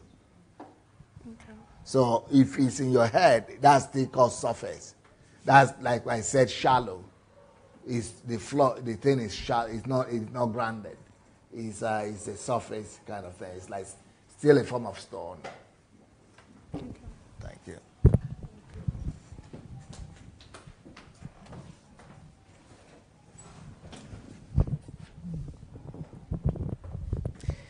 So I want to say that I'm 25 years right now, and I so wish I would have heard that 10 years ago. I wish I was 25 myself. Yeah. I just wish I would have heard that 10 years ago. I can't even remember when I was 25. Yeah. That's how fast time flies. And that's what I realized. I realized that you're also privileged to hear that at this age of yours, because I'm thinking back to the time where I was 15, and I had this privilege of actually reading one of Dr. Sunday's books, which is called Time is Life. What age? I think I was 15, 16. And I was thinking, because the task that was given to us was to read the book as quickly as possible so that we can learn to be effective. And I was thinking, oh, I had a few books that were given to me. All of them were from Dr. Sunday. And even though it wasn't really made clear to me the value of what we were doing, I was thinking, oh, what is the smallest, like the thinnest book that I can use so that I can just finish the task really quickly? And I did. I finished. I was happy with myself, and I thought, oh, yeah, I completed the task. And now I'm catching up with what I actually did not read because I was being shallow-minded. I was just adding the head knowledge just so I was able to respond to the questions that were going to be asked afterwards, but I didn't make sure to really meditate on that message, meditate on the information that I got. And all I'm thinking now is that all I'm doing is I'm catching up. I'm just... You've got to do it again. Have to do it again. Something I had before, 10 years ago. So that's all I'm thinking about. I'm just thinking about all the time that I've wasted because I was thinking that I lived the life and I was going out with my friends, I was traveling around, I was having dinners here and there, I was buying clothes, I could also afford it. I mean, I worked for it. It's not like someone came and gave me the money or something and I didn't do anything for it, but I worked for it, but still I wasted what I worked for. And that is just very heartbreaking. It's just heartbreaking. And I really hope that all of you are going to take that into consideration and that you're going to go home and meditate on this and not just take it as one camp meeting that you had throughout your teenage years, because you are going to go back to it. You're going to remember this one day. So.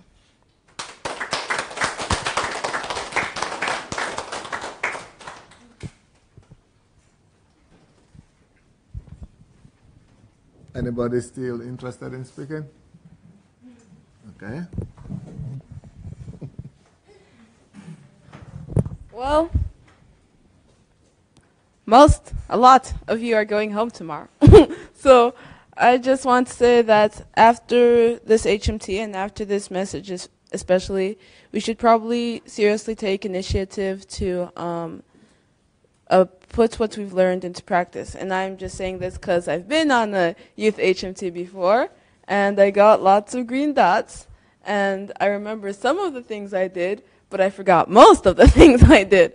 So I think that we should just think of we should even start thinking, before we even start thinking about what we learned, because we started learning a lot, and I think we should just put aside some time to just sit down in a quiet place, and go through all of that. But before we even do that, let's just start thinking about how we can apply what we've learned here more. Like after I did my presentation, for example, some people were coming to me and saying, I wish you'd teach this to people. You should go and teach this in your school. You should go and do this and stuff. And well, maybe I will do that. But for example, the book, I think if we're not, the book Life is an Opportunity is the first book we read, and How to Create Your Own Net Worth is what we're reading now at the HMT. I'm just talking because we're finishing the HMT. I think we should go, especially if we've bought the book, I think we should go back to it and do all the practical tests and examinations again. And maybe you should do a book review of it. Maybe it will just be for yourself, like a book report that we do in school sometimes, but just that you can refresh everything you've gone through until you don't forget it because you had to read it so quickly. Maybe you should do a book report or something, or maybe you should challenge yourself to convince a friend to read it, or maybe if you do TV, yeah. But if you're more confident, then I think you should try to do a live broadcast or something. And since some of you are young, and because making videos might be a little bit stressful, I think if your parents were here and if they bought the book for you, then you guys could all do that together, or you guys could just have a discussion about the book, or you guys could just have the tradition of reading more books of Dr. Sunday Adelaja, or any Christian books, or any self-help books, and having discussions about them, or writing reports about them, or making videos about them. I think making videos is good because it will force you to put out it will force you to do a good job, and more people might be able to be reached by it. But I don't know what is more comfortable for you, because it's more important for the word to be rooted in you first before you send it out. But I'm just saying that everything that we've learned here, let's try to apply it. What Pastor Bose taught about, that we should see ourselves in the future and write out all of our goals. I think we should definitely do that. Like for me, for example, I don't want to think about university because it seems hard. But I am going to do it, and I'm going to write out exactly what I want to do, and I want to become more and more specific with my goals, how much I want to earn, when I want to achieve this, what influence I want to have, and I just encourage you to do these things. Whatever will help you to remember and to meditate upon these things, like maybe you'll take little part at a time. Maybe you'll just take some principles that Pastor Sunday outlined, or that Pastor Chris outlined, or that any of our teachers outlined, and you'll write them out and paste them around your room, so that put them up around your room, so that every day you'll encounter them and every day you'll be forced to think about them. Anything that causes you to come back to it over and over again, you don't have to go through it immediately, because even if you focus on it for a short time, you'll forget it. But just so that we can start thinking of how we can seriously apply this, because like Julie said, we are having this amazing opportunity right now, and it would be a big tragedy to waste it. So, thank you for listening. Brilliant, brilliant. Well said. Well said. Okay, girls and boys, it's like I've heard you long enough. Tomorrow I'm going to have a long day with you, I guess. It's going to be a long day with you tomorrow. I don't know if what I did in the morning is going to be uploaded yet tonight. Are you going to upload the YouTube, the morning session? Who am I and why am I here? The morning session is already uploaded. Because Zoe and Pro, you are not there in the morning, so you will need to catch up with those. And the first one too, that we missed out. Okay. Before tomorrow, so that you are able to catch up and know what we're talking about. So, thank you, girls and boys. Go get your night's rest, and I will see you tomorrow morning.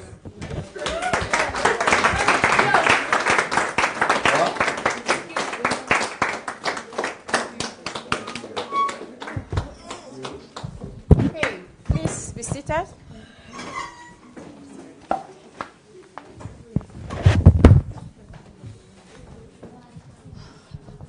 Okay, so guys, please pay attention. I have announcements. Yeah. I don't want you guys tomorrow to tell me that I didn't hear your announcement.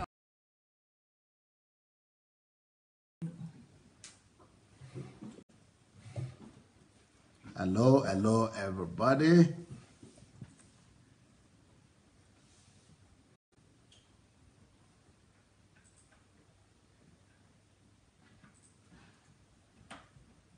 Rochelle White, always the first. Welcome, welcome, welcome. Nice to see you.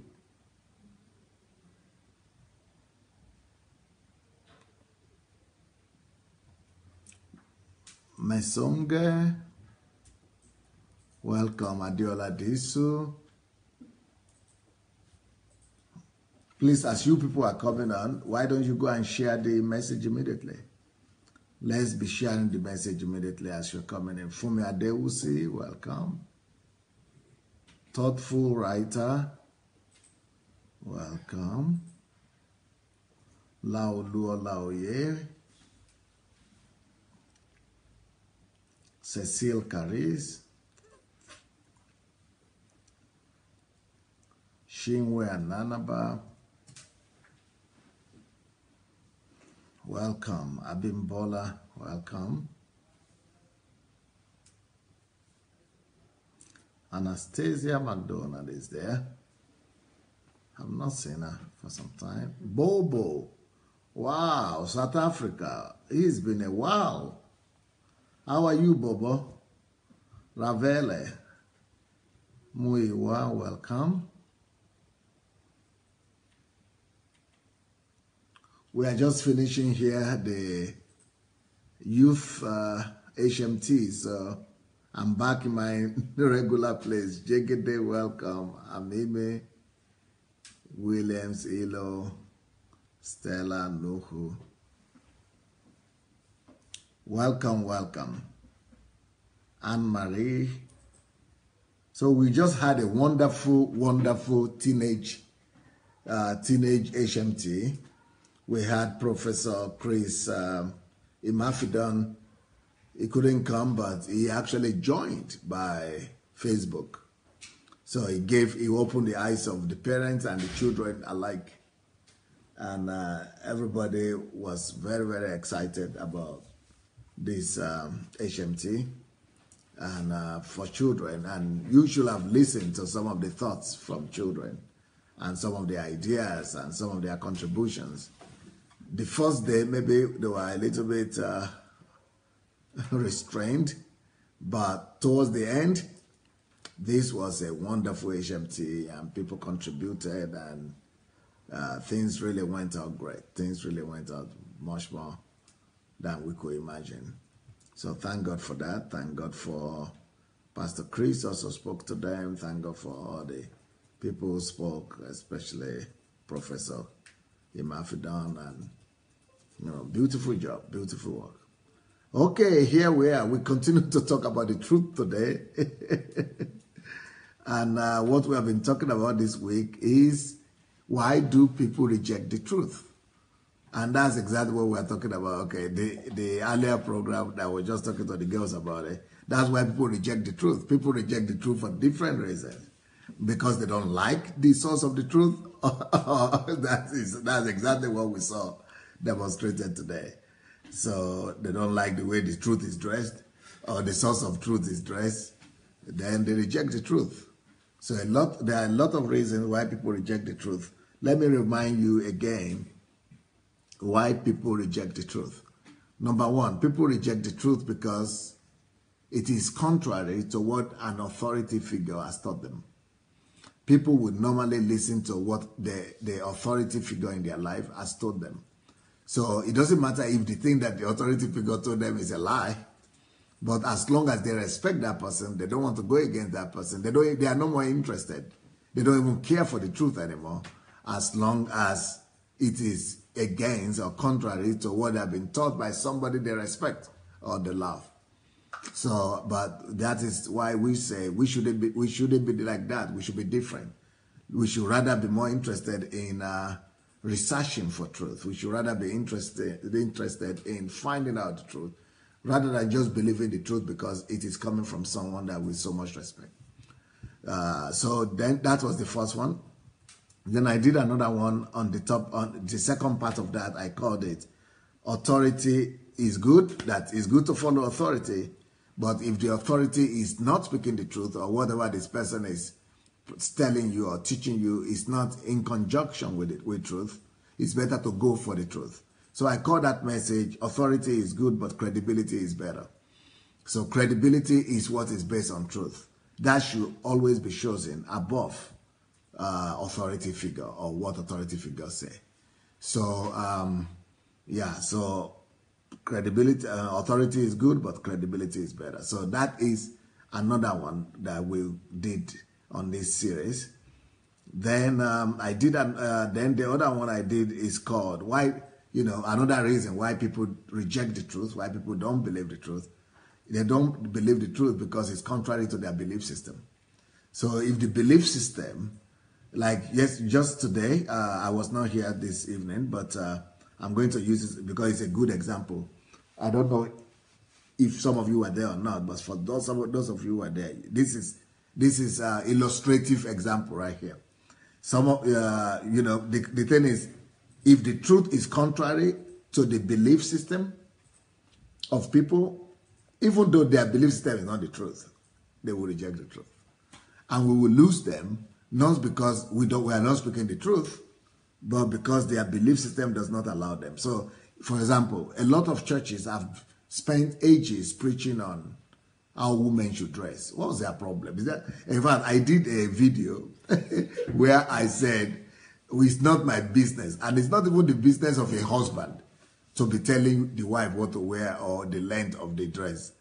You know, the people came against me like crazy. I said, but what is my wife is a grown up, and I respect her. Why should even if anybody has any right to say anything, maybe the husband, but even the husband doesn't have the right. I mean, respect her for Christ's sake.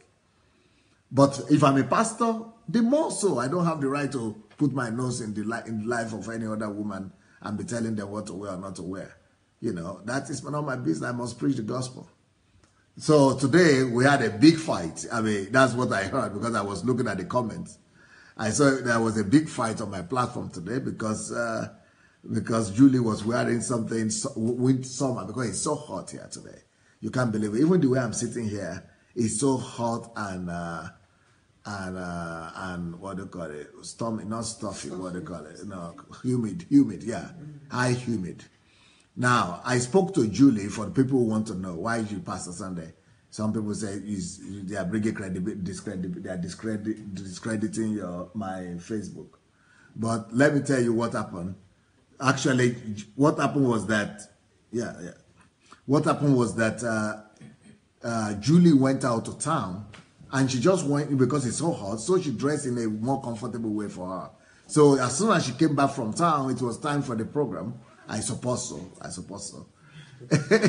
So she didn't even remember what she was wearing. At least when I spoke to her, that's what she said. She didn't even remember or recollect what she was wearing. So she just, came on to do a program because she knew she was dressed anyway. She didn't even, people are not even thinking about that.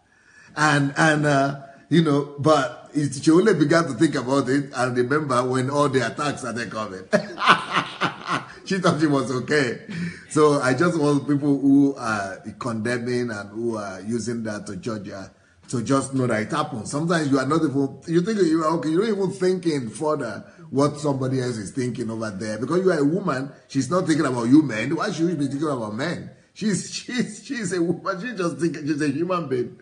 So I think she's not going to wear, somebody is raising that dress code, Well, she's going to remember the dress code next time. This time she didn't remember it because she just thought she brought herself. That was what mattered to her. She came, so I think next time she's going to pay attention to that. Okay, William is saying, honestly, I did not even notice all the dress. Yeah, so the people started talking. You see, because you are not looking at those things. You are more interested in the truth. You see, when you are more interested in the truth captivates you. But the problem is, people are taught like this. You can understand them. I can understand them because everywhere you go in churches, they tell you don't dress, don't do this. So that is just confirming why people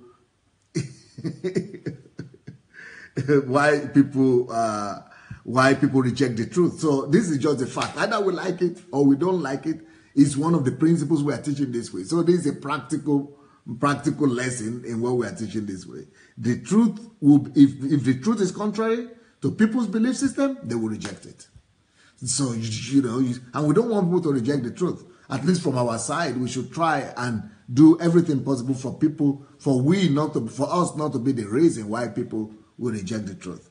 So if the belief system of our people is that a woman must cover her arms and something, okay, when you come on the television, we are going to cover. But what's your problem? When she's at home, she will see, or she is in the street. Even people are dressing worse in the street. But if you don't want them to be on the platform like that, we are going to fix it. So that's just another, anything that's contrary to people's belief system, they don't care if you are right or if you are not right, they will not take it because it's contrary to their belief system. So the next point is, the truth may offend somebody. So one thing is contrary to their belief system, they reject the truth. Another reason why they reject the truth is because they feel the truth offends them. The truth offends them. So that's another reason. In this case, it is not what we are saying that offends people, but it is the carrier of what we are saying. That's the next point.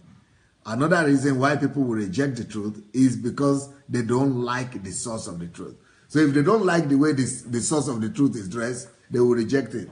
So that's another point. That's the second point right there, confirming the fact that we who are carriers of truth must also be watchful. We must also watch out, because if we present ourselves and people don't like us as the source, they will reject the truth we are carrying. And then if the truth is contrary to their belief system, they will most likely reject it. Okay. Then I did that twice, the source of, if they don't like the source of your truth. That was two program I did on that one. Then the other one is why people reject the truth. They reject the truth because they have alternative explanation.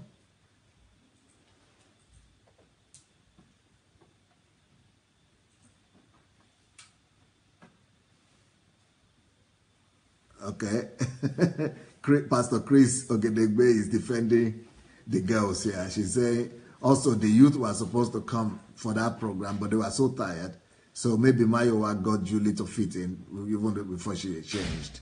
So sorry about that, family. More so, it really was very hot today in Ukraine. Yeah, very, very hot. So anyway, so another reason why people reject the truth is because they have their own alternative explanations. So when people think they have an alternative explanation, they reject the truth because they are so focused on their own alternative explanation. Another reason why people reject the truth is because they have what they call evidences, other evidences that don't match up with what we are presenting to them. So then today, finally, I'm going to finish this particular series. Julie, please prepare the other topics on truth that I wanted to address. So tomorrow I'm going to start another series on truth, under the same truth, but it's going to be another aspect of truth I'm going to be looking at from tomorrow. But today, the final reason why people reject the truth is because they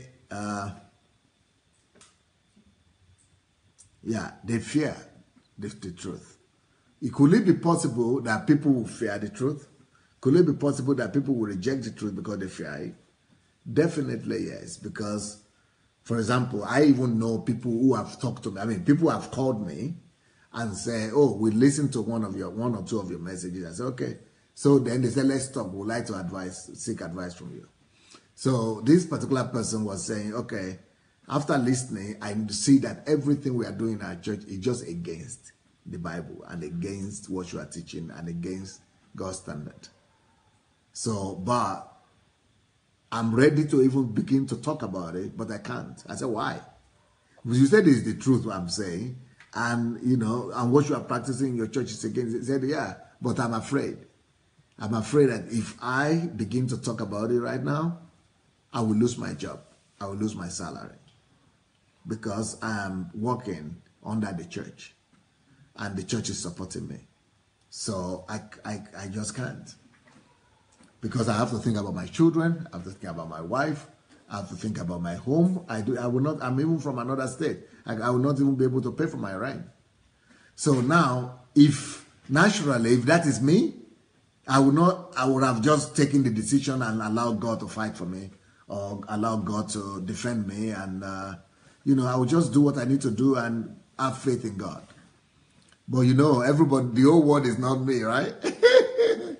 But over the years, as a pastor, I have learned to be more patient with people. Even though that's the way I would have acted by faith and just risk it and let anything that will happen. I will allow the truth to defend me. But so there are people who are not there yet. There are people who don't have that level of faith yet. There are people who see what is wrong. they are still growing. Their own faith and their own level of confidence to stand for what is right, they are just not there yet.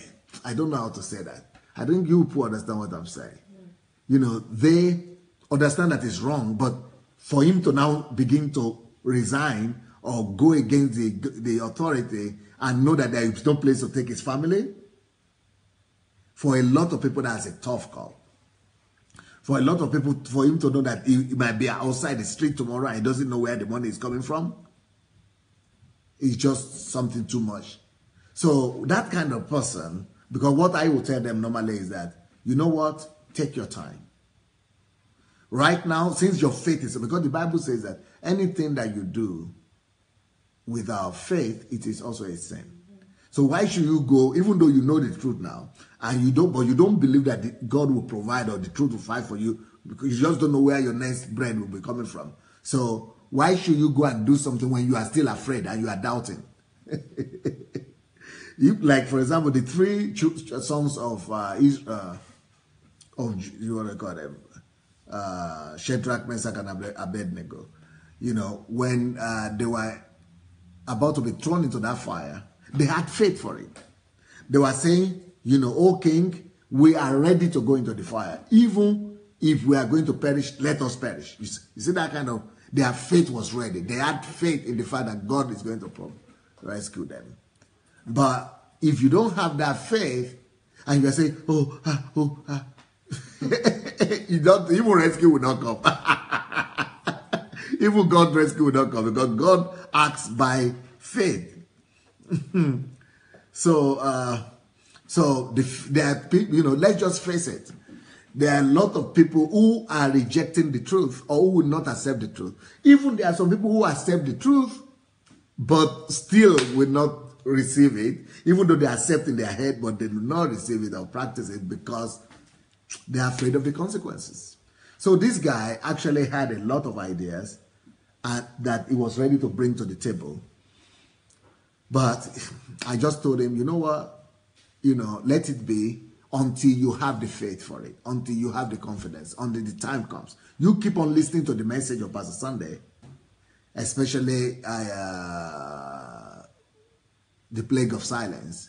Keep on listening. And that's, the more you hear, the Bible says that faith cometh by hearing. So you keep on hearing. The more you hear, the more you have faith. And the more you'll be more confident that even if they throw me to the street today, even if I lose everything today, I just know that I can make it. I just know that nothing will happen. I just believe that this truth will see me through. It will see me through. So when your faith and your confidence in the truth gets to that level, definitely then you'll be able to act. But when you are not sure now what will happen, and when you are so panicky and you say you don't know what to tell your wife and what to tell your children, take it easy. There is time for everything. Take it easy. There is time for. So there is time for everything. So take it easy and keep on growing until you get to that place where you know, and your heart will witness to you. And you know, sometimes also, God could use fear to hold you back from doing some actions. For example, right now, me, I don't even have fear again. I've even lost the ability to have fear. So if God would have allowed me to travel from, if not because of this case I'm having in Ukraine now, I would have gone to Nigeria. And I'm sure that God knows that maybe it's not quite time yet. You know, there are some things that is not, even though you know it is right, but it's not yet time to do them. So you need to wait for that confirmation from your heart. You need to wait for that affirmation, that peace, when you know it is time to act. Like, for example, I know women who are even on this platform, that their husband has been mistreating them so badly. Normally, what I would have said is that, what are you doing there? Come on, pack your stuff and leave. But yes, I could say that, and I say that normally to people. But I always tell them, don't do it because Pastor Sunday I just said you should do it. Make sure that you have peace about it. Because some of them begin to tell me, oh, we want our children to have father.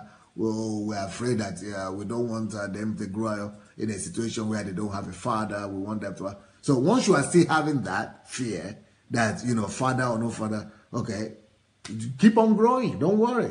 Go and listen to the messages, and, the time will come for you to when you know that, no, I can't bear this anymore. And you also have the faith that God will see you through. Then you'll be able to leave. In other cases, people say, okay, if I leave, I don't even have any source of income. He's paying for the rent, or he's paying for the children's school, or he's supporting me. I don't know where to go. And there's a lot of countries where they don't have the support system. So what do you tell that kind of person? To just go and risk it? Of course not. Even though it is the truth you are saying, but that truth has to mature in the heart of somebody. It's like when I was small, I was in my village in Idomena, and I used to go with my grandmother to the farm.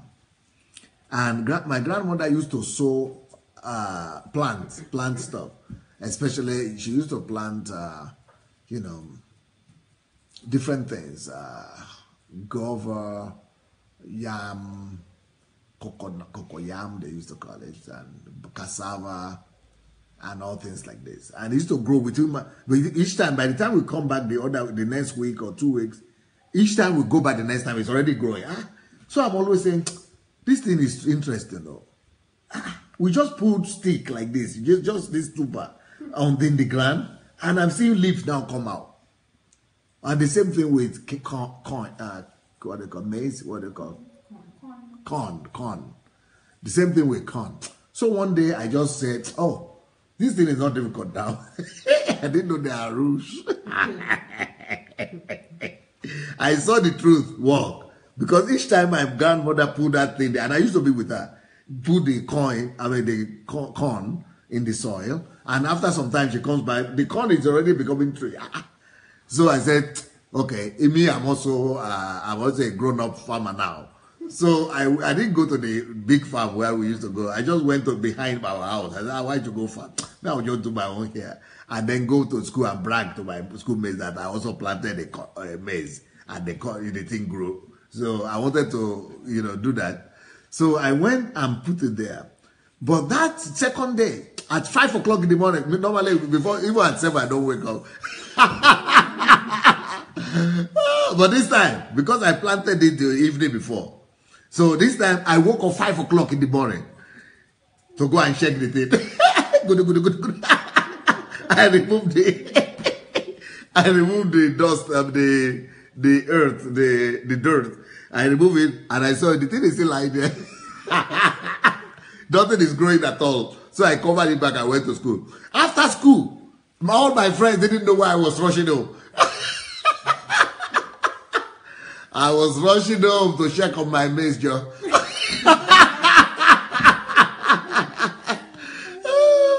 I went and dug it out.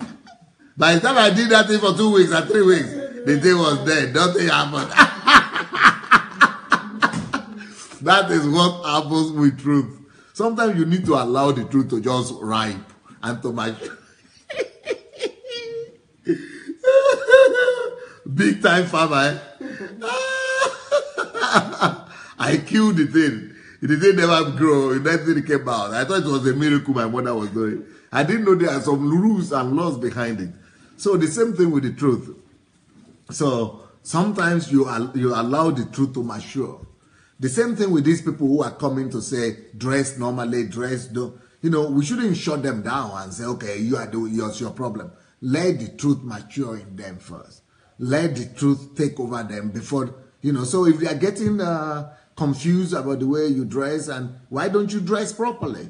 So that they, you give them the opportunity to keep on hearing the truth. And if you keep on dressing the way they don't like, you chase them away. Just like me going there. It's just like me going there to uproot. It's just like me going there to uproot my corn. So, but if you give them the chance, because if you keep on dressing like that, you chase them away. They will not even be able to hear the truth on the end. But if we dress this the normal way, then they will be able to listen to the truth, and the truth delivers them. So the same thing here with all people who who might not be able to accept the truth, and we wonder sometimes why people don't accept our truth. Is because the truth needs time to take hold of them and to germinate, or because people are just afraid. Now, I'm going to invite Mrs. Fisayo to come, if you don't mind. Huh? Because she's the one who is dressed most normally in this house today. Okay, Mrs. Fisayo, question. Have you been sharing my post, my messages, my live broadcast? Yes, I have. Okay, so how many friends do you have on your friend list? Almost 4,000. 4,000? Oh, yes. But I've not seen 4,000 follow you come to. I've not seen 4,000 follow you come and watch me here. Right. So what is happening? Are they not seeing it? They are seeing it. So will you now agree with me that a lot of people who are seeing and watching those your live broadcast, who are seeing your timeline and are seeing my messages and are even seeing your encouragement or your share or things like that, even people you know, not even the 4,000 who are living somewhere elsewhere, but even the ones who are living in the same house with you or in the same school with you or people you know, will you agree though that some of them are kept away from coming to wash because of fear? Yes, I am. Can you explain some of the some fears that might be holding people down, or why people are not washing, even in Ukraine here?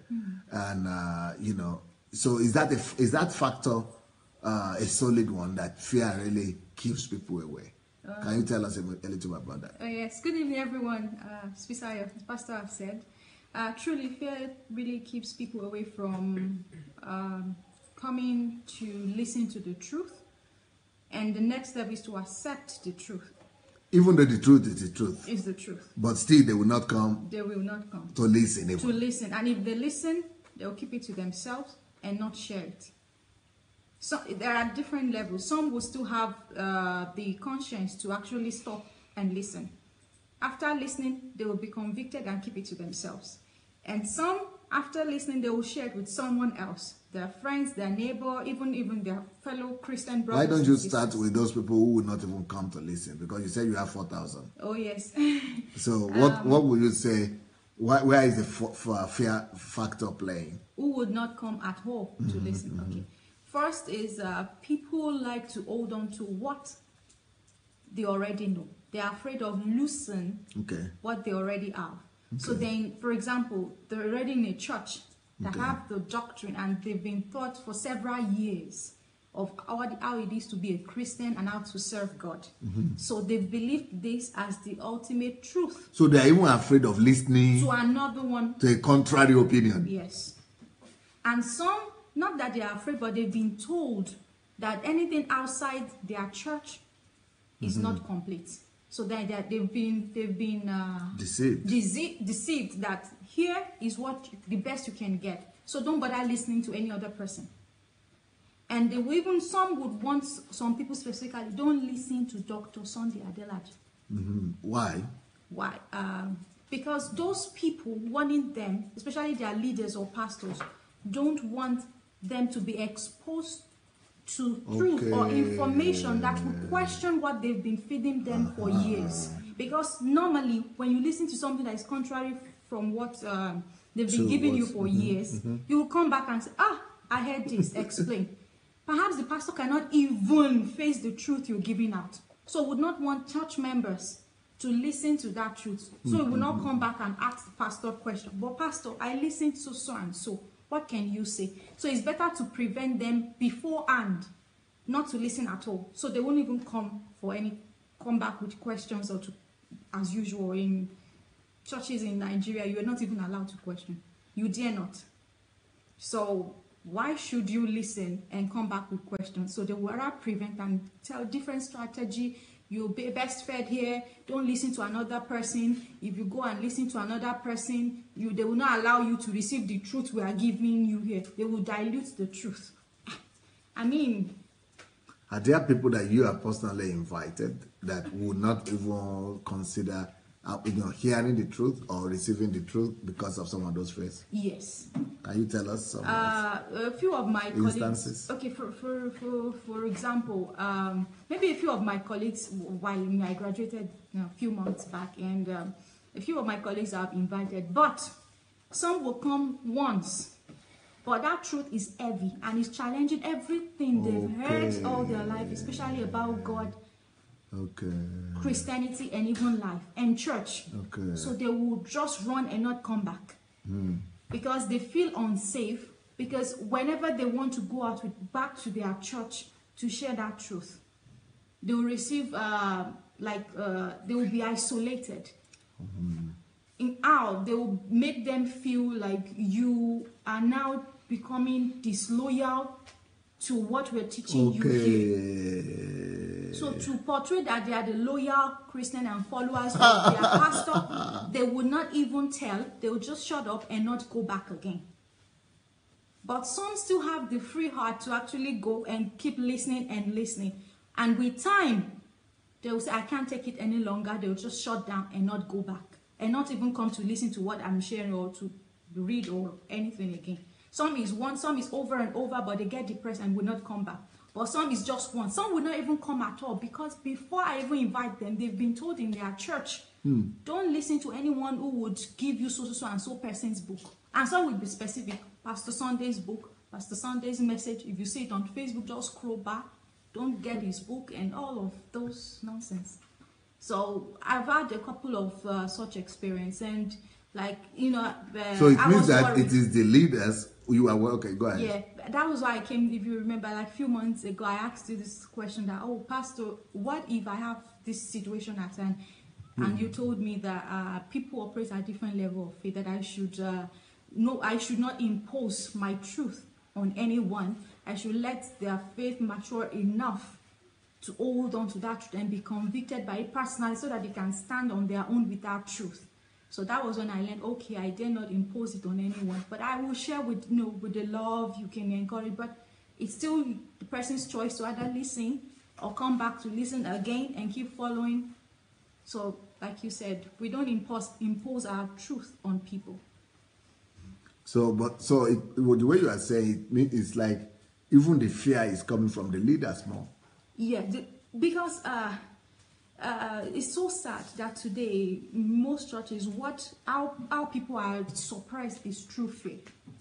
Fear that you will be isolated, fear that they would place curse on you, fear that God will no longer hear your prayer, that you will not prosper because you are disobeying the leader, fear of being different, fear of being left alone and people, your fellow brothers and sisters, and just turning against you and telling you are now going against what they are teaching you in our church. So people don't just want to be left alone. People don't want to be isolated. People want to be in a group and be accepted. So it takes boldness and a strong conviction to say, even if it's myself alone left with the truth, I will still stand. But most Christians have not reached that level. So the spirit, it's the spirit of fear that is being used in churches to suppress people, and that's how people. So the spirit of fear is the spirit of fear just being used against the people, or the pastors really themselves are experiencing fear? Okay, it's both ways. The pastors are experiencing fear. The pastors are experiencing. What fear can pastors have experienced? But they have their church and their members. Yes, they have it, but they might lose it because what is being built on is not the complete truth. So when it's now exposed and everyone knows how it should be, okay. All the church members now go. So they will ask, but Pastor, all these years, this is what you've been telling us. So it has not been so. Okay. So it will now be like everything they've built over the years will just, crumble and scatter. So, and the fear of losing that, I think, overrides the ability, the courage to stand and say, now I know better. I will change. Even if I lose everyone, I'm willing to start all over again. So that means it is the fear of losing members or what? Or losing the church or what? What members? Losing members, losing, over the years they've built name also. Name and credibility, the reference people give, maybe property, wealth, name, prestige, and so that means they are afraid of losing their gains. yes, that they seem to have accumulated and built over the years. You say there are two ways, that the pastor is both ways. Okay, Pastors are being affected in this way. And so to prevent what they are afraid of from happening to them, they pass on the fear to the members.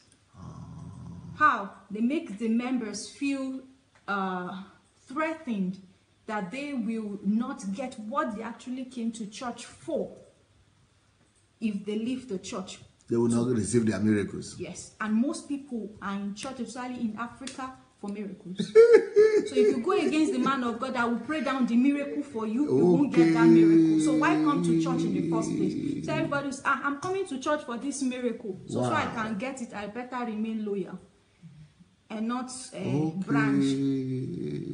Yes. You're opening my eyes, so. Okay, we'll continue. So when they understand this, that is to get their miracles, they would remain. Whatever the man of God tells them is what they would do. And the man of God is targeting the end result of most people not getting to know the complete truth.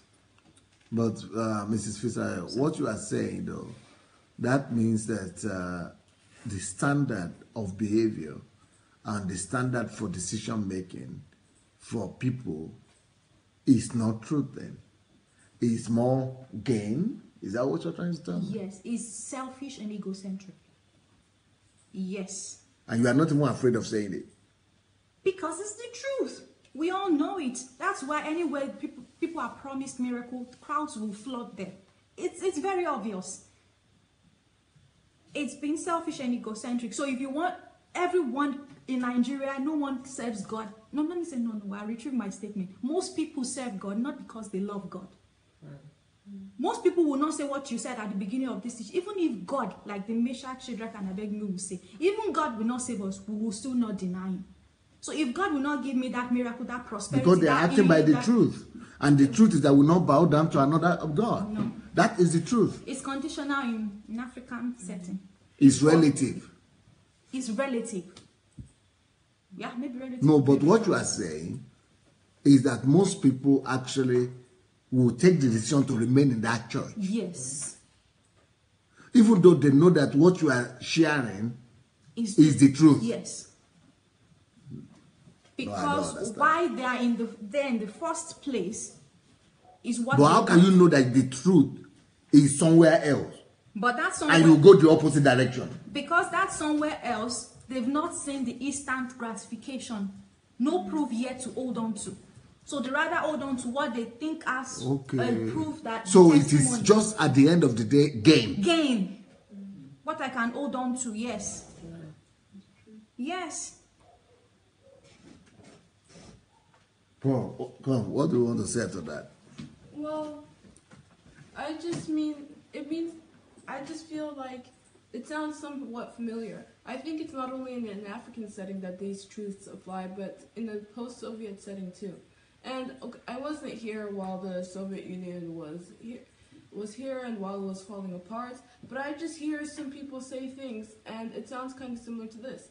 People, they just want to hold on to something. So at some point, some things get so inculcated in their nature, the truth doesn't matter. You just need to keep doing things according to what's normal, or else you're just weird. You're a lunatic. I mean, how else can life function? After like 70 years of communism, for example, you have the iron fist. You have stay silent or else you'll get killed. And then suddenly the nation started being like open a bit after Gorbachev. And then things started falling apart. So there were more truths available, but still lots of people would run away from the truth because they were like, no, what about what I'm used to? What about my comfort zone? So people at some point, they don't care about the truth. If they can keep living in their own biomass lifestyle and just keep doing something every day and they don't really need to do anything, they just need to go, they don't need to use their head, they just need to keep going the way that it's been already passed that. No, they just keep to like a hamster in a hamster wheel, just keep going in circles and circles, not achieving anything, but they're doing something, so they feel as if they're they're going somewhere. And but it's scary to try something else. I mean, you've been taught this your whole life, that's just the standard, and then suddenly somebody is saying that, well, no, actually you could do it like this. And I think logic would tell them that, yes, actually I'm getting nowhere. I'm just running in circles. But then again, there's like, but I've always been running in circles. Why should I stop now? And that's it. So people just keep going, and I think that's... But what we've been teaching this week, Pearl, is that the truth should be the only basis for decision making. No, but humans are, I mean, humans like to act like creatures, you know, like sheep. If the majority of the sheep are going that way, then I'm going to go that way too. Maybe there's a hole there. Maybe every sheep that goes there is falling into that hole. But hey, everybody's going there. I should go there too. That's it. And then the truth doesn't matter. It's just, like they said. But the truth is the only thing that matters at the end of the day. Yeah, but people don't think about the end of the day. They think about what they feel right now. Yeah. They think about what they've been doing. They're comfortable doing the same things. Yeah. People don't have those values. They don't look ahead. They just, like I said, animals, instincts. A sheep won't be thinking ahead of its future. It won't be thinking, oh, if I eat all the grass here now, then there won't be enough for everybody else. No, it will be, it doesn't care. It doesn't think, hey, all of the sheep that are going there, they're not coming back. Maybe I should go the other way. No, it will be like, it does not think. It just keeps going. And that's what, but in situations like churches, in systems like the Soviet Union, that's what they need. Like you said, you taught us that the media right now is wearing up biomasses. But in any atmosphere where humans are taught to fear the truth, in any society, in any society where humans. When people want to take advantage of humans, because if you're not going to let humans know the truth, then that means you can manipulate them. Yeah, that means you don't want them to experience their full rights as humans, because every human has the right to the truth, because the truth should be the only basis for action. Yeah. But in the Soviet Union, of course, if they knew the whole truth, then the Soviet Union would not work. And in the case of those churches, if they knew the whole truth, well, just look at the New Testament. The New Testament is all letters correcting the church. How do humans react to corrections? They get angry. They don't want to change. Yeah, change, it takes work. It takes effort. Nobody wants to do that. If the whole truth was known, then the church would always be improving itself, because we as humans, we have, we get attached to bad ideas. We have sin inside of us, and we make mistakes. So if we were always striving to make our truth our only basis, we'd always be evolving, we'd always be changing, we'd always be thinking. But by human nature, we don't want to do that. So that's why the church is just stagnant right now. They don't want to keep changing. They don't want to keep thinking. They just want everything to stay the same so that they can stay in their comfort zone, so that they can stay in their prison. Like you said, the church can become a civilized prison. But usually people would want to run away from prison, right? But here, it's just, this is the way it's been, this is the way it's always been, and they don't let people know that they could run away from the prison. They don't let people know that it shouldn't be a prison.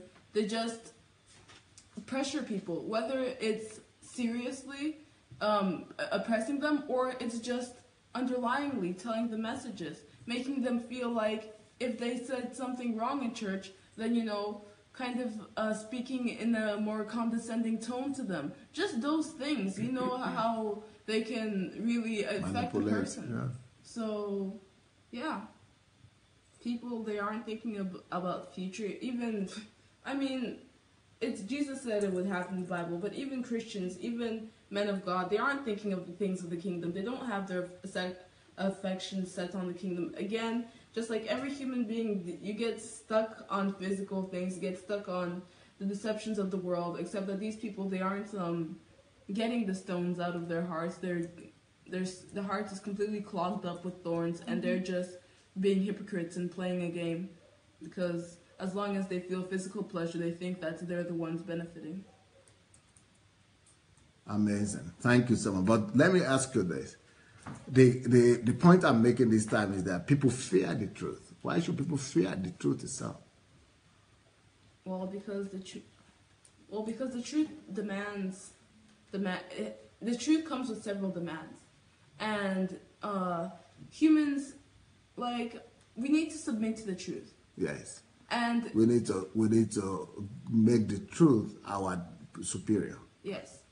But we need to bow before the truth. Yeah.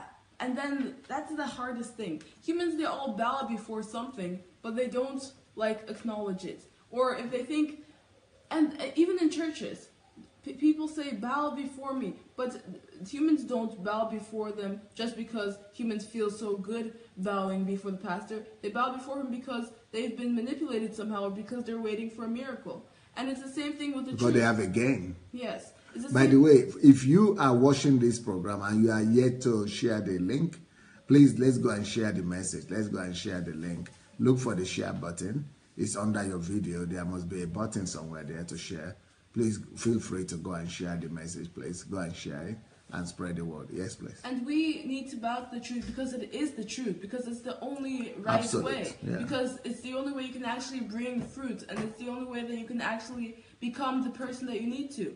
But we need to work on ourselves to do that. And of course, every success, it comes through pain. And even submitting to truth, making the truth your main priority, but we have our own human instincts and fleshly instincts, that's hard. So first of all, people are scared of that. And then again, there's the manipulation and status quo and biomass culture that's keeping people from that too. Not only, so even if a person feels in his heart that he should follow the truth, then the biomass culture will just tell him, why would you go through that pain when you could just stay with everybody else? You're going to follow the truth. You're going to follow the invisible. Well, there's no immediate results. Well, then immediately, right now, while you're trying to follow the truth, we'll deprive you of certain immediate pleasures. We'll take away, like, your friends, and we'll take people out of your life, and we'll make you suffer for a little while, just like it says in the Bible that after we suffer a little while, then Christ will redeem us, and eventually it will come to good. But, you know, while we're suffering that little while, people are scared. People are scared to death of suffering, and people are scared to death of pain, and that's one of the biggest reasons that people are unsuccessful in the world today. They're scared to take that risk. They're scared to go through the pain. They're always looking for the easiest way. And in this case, the easiest way is to ignore the truth and to do what everybody else is doing. Then you don't have to do anything. You don't have to think. You just have to run in circles. What will you say to that? Why should they fear, though, the truth itself? Oh, well, like Perv said because, I mean, from your own experience and from all those people you've been interacting with. Okay. Like I said initially, the end result, they won't get. What they want, they feel the truth will not give them, because one, no one is in front of them physically using that truth to get something.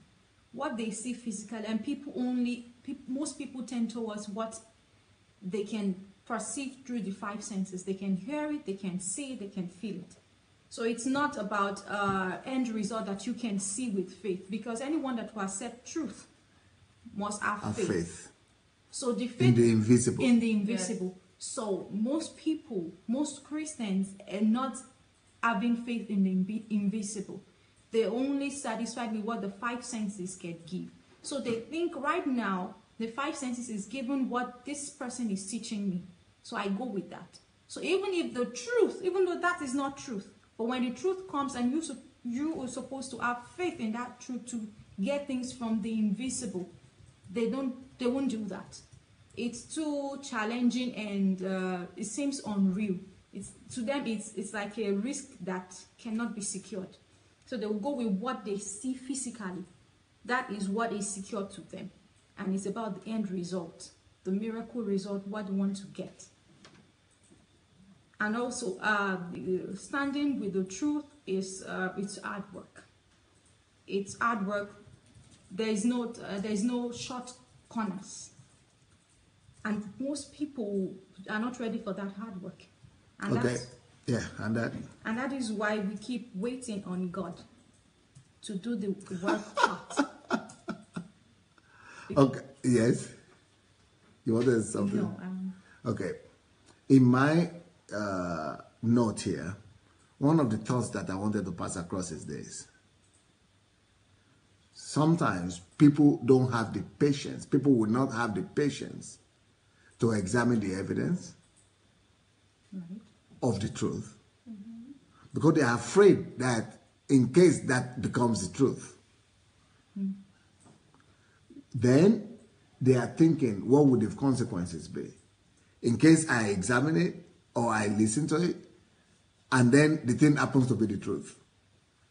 What are the I'm afraid of the consequences to me. Just like the guy who told me I will lose my job.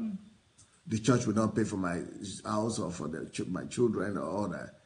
Consequences. Why should people fear consequences of truth? Because, like, for example, coming to listen to Pastor Sunday and even hearing all these things. Why are people scared of listening to the truth? What consequences can truth bring? How can truth hurt them? Like you said, Pastor Sunday, before, that whatever truth you have, somebody will always be disputing it. So, first of all, there's the risk of social alienation and all of that. Social alienation. Yeah. But that's really just kind of scratching the surface because, like you said, that's public opinion. Yeah, that's public opinion. But when you are in the local church, social alienation is so real. Yeah. Because you are in that church and you've been in that church for like a number of years, and all your friends are there, and the people you respect and the people your children play with. So social alienation, that fear could be understandable, no? Yes. And yeah, I even listened to the story of Martin Luther King from a more Martin Luther from a more psychological perspective. And you saw that in the period before he actually decided to come out with his, thesis. With his theses and with his problems with the corruption in the Catholic Church, he was showing very many signs of fear and anxiety. Like, once they were having a performance, it was during the choir, and he suddenly started, like, screaming during the performance, like, I'm not, and, like, what is going on with him? He was so scared. After he had gone through his experience during the thunderstorm, he had become a monk, had been so faithful, he'd been doing everything Catholic, he'd been doing everything righteous, he'd been the most perfect little monk, and then he realizes that that's not the truth. That everything he's been taught all this time, he has to come and break it down. Like, think about it, like, when Jesus was saying that the temple that the disciples were showing him, not a stone will be left upon a stone. Like, how scary is that? Such a massive building, such a tantamount building, such a paramount building, and it's just all torn down. And that's how it feels to people when what they've known their whole life, it's what has even become a part of them, you have to, like, break it now. That is terrifying to an extent. Yeah. And also leaving the certainty for uncertainty. To them, the new information, even though it's the truth, is uncertain. And the fear of survival kicks in. Survivor is just is an instinct in every self-preservation. Like this same example you gave. What of me? How would I feel? My family, my wife, my children, and it's not certain. So the fear to preserve me, my family, and to survive kicks in. So even though I have to compromise, but to still be surviving, I have to do that. And that the three Hebrews, they defiled the instinct, the stimulus for survival. And that's as if we perish, because the end thing is to perish. That's end of survival. The worst. Yes, that's the worst, to end surviving. So even if we perish, we perish. But how many who can say that again? Even if I perish standing with the truth. Okay, for example, there was a time I did, is your church a cult? Right. Mrs. Fisayo, believe it. Most people who heard that said, actually, that almost all churches in their countries are practicing those things that qualify them to be a cult. So these people admitted that they are going to churches that are actually basically cults.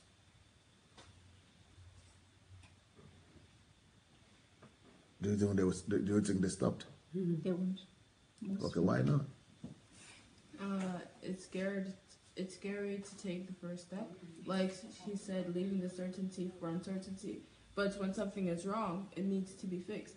And whenever there's a problem, nobody wants to deal with it. Even though all problems need to be dealt with, and that is how progress is made. The reason why Thomas Edison is a great person is because nobody's going to solve their own problems. They're just going to keep living alongside it until a solution comes along.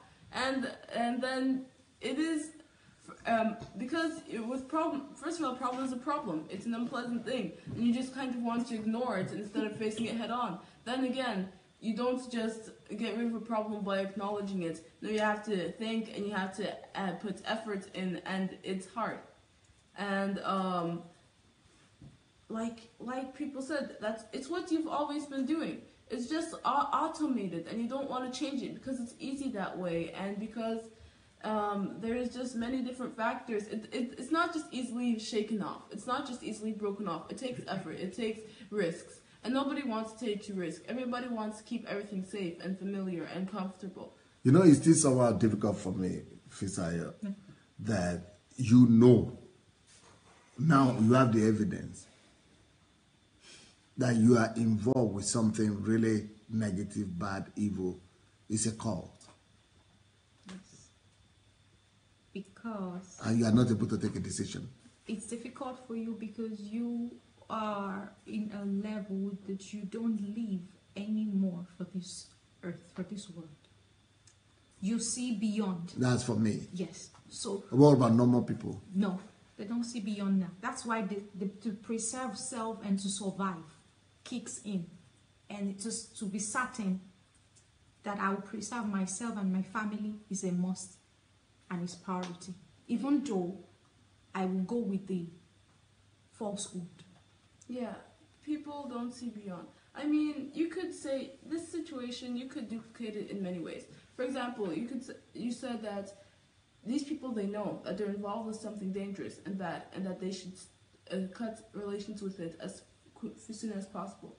But I say that, you know, they're just used to it. And for example, say you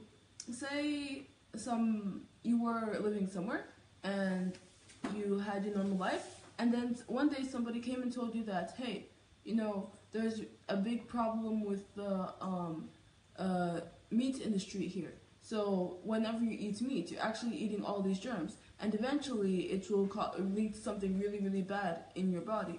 And there's lots of things right now that we eat and that are popular, but that are actually poison to us. But still, it's tasty.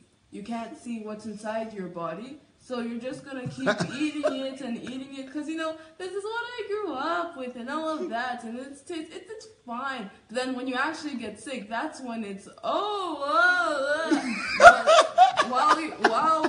you still have your burger and your bowl and your chicken, yeah, I have diabetes. Well, you know, it tastes good right now. So, yeah, we're just used to it.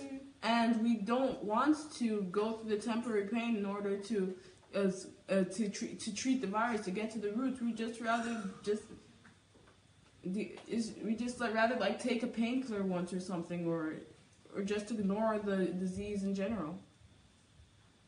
Well, another point that I'm making here in my teaching that I wanted to make, and I will just say it, and you tell me if you confirm this or not, okay, is that change itself is stressful.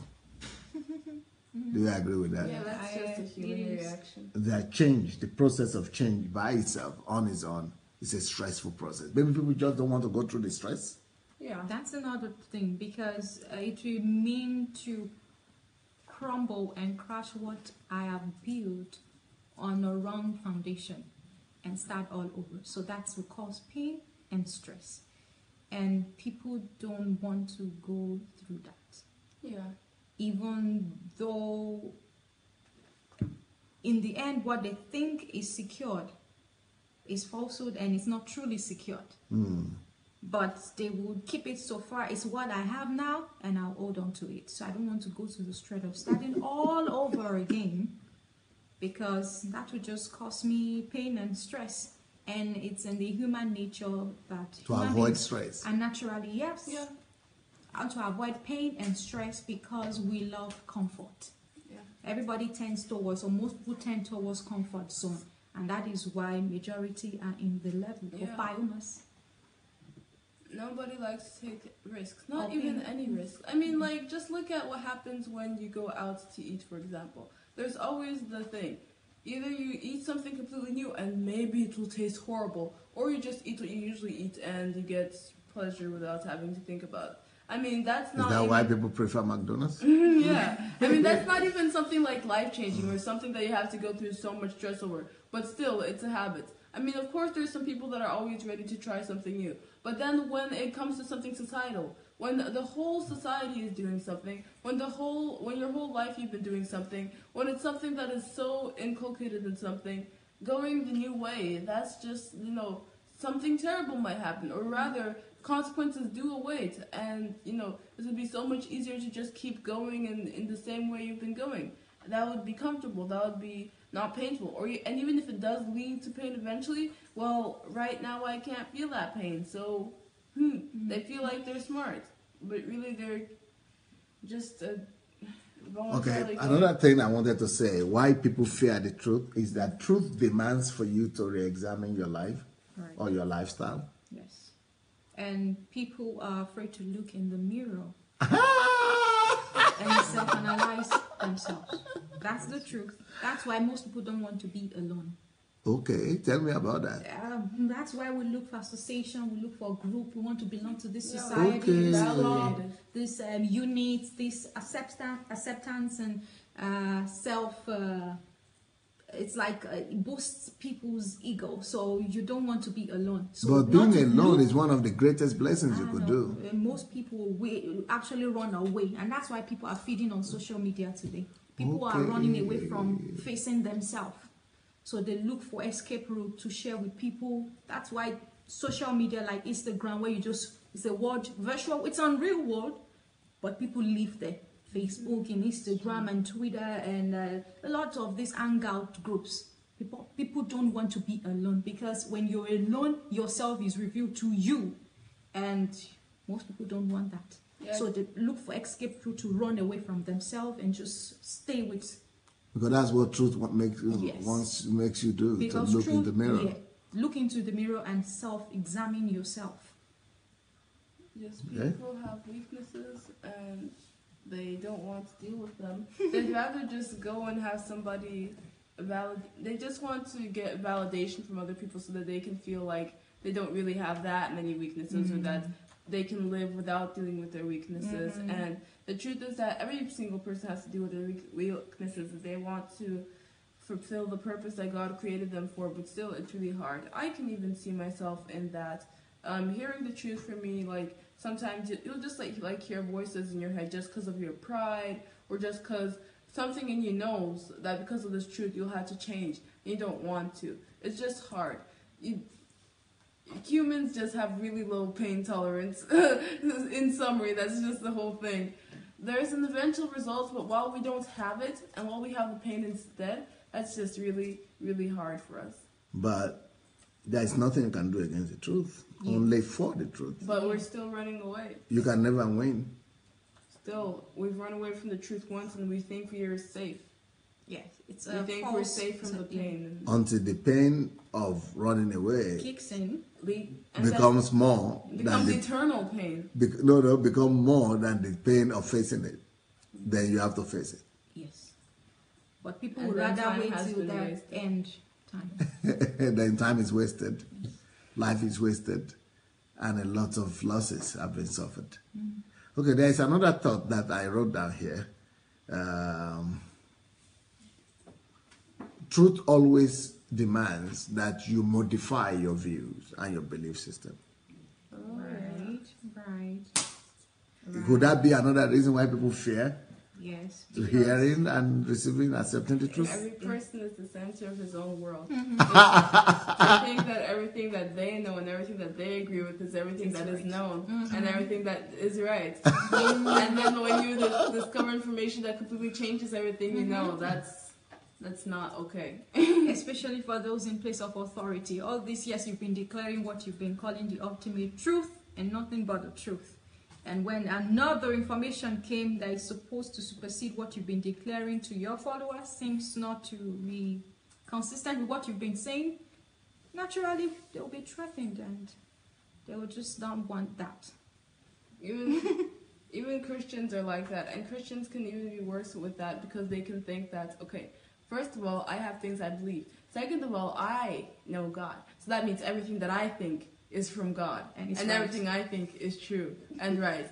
And that is so wrong, and because God has created such a diverse world, and we'll never, not even talking about God, we'll never know the whole world. We'll never know everything that God has created, and much less understand God. But still, we just think that we know everything. And since we can only hear our own thoughts, we can only feel our own feelings, we get caught up in our own feelings and our own chasing our own senses, and then having to modify what we think is number one, what we've been following all this time. That's as if we're not, because we put ourselves on a pedestal. We think we're really something. We're nothing before God. Actually, we're nothing. I mean, not that we're nothing, but actually there's 7 other billion people, and they're all deserving of the same respect as we are, but we're not open to that because we care about each other so much.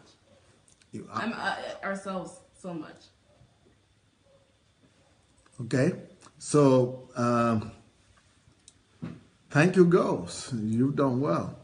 Anything you want to say? Nothing more. Thank you so very much. Thank you. Now, let me refer back to some scriptures before we go, because people fear the truth, and that's why they reject the truth. But what does the Bible tell us about fear? Any other fear apart from God's fear is illegitimate. The only fear that is legitimate is God's fear. So the Bible says in Proverbs 29, verse 25. Proverbs 29, verse 25.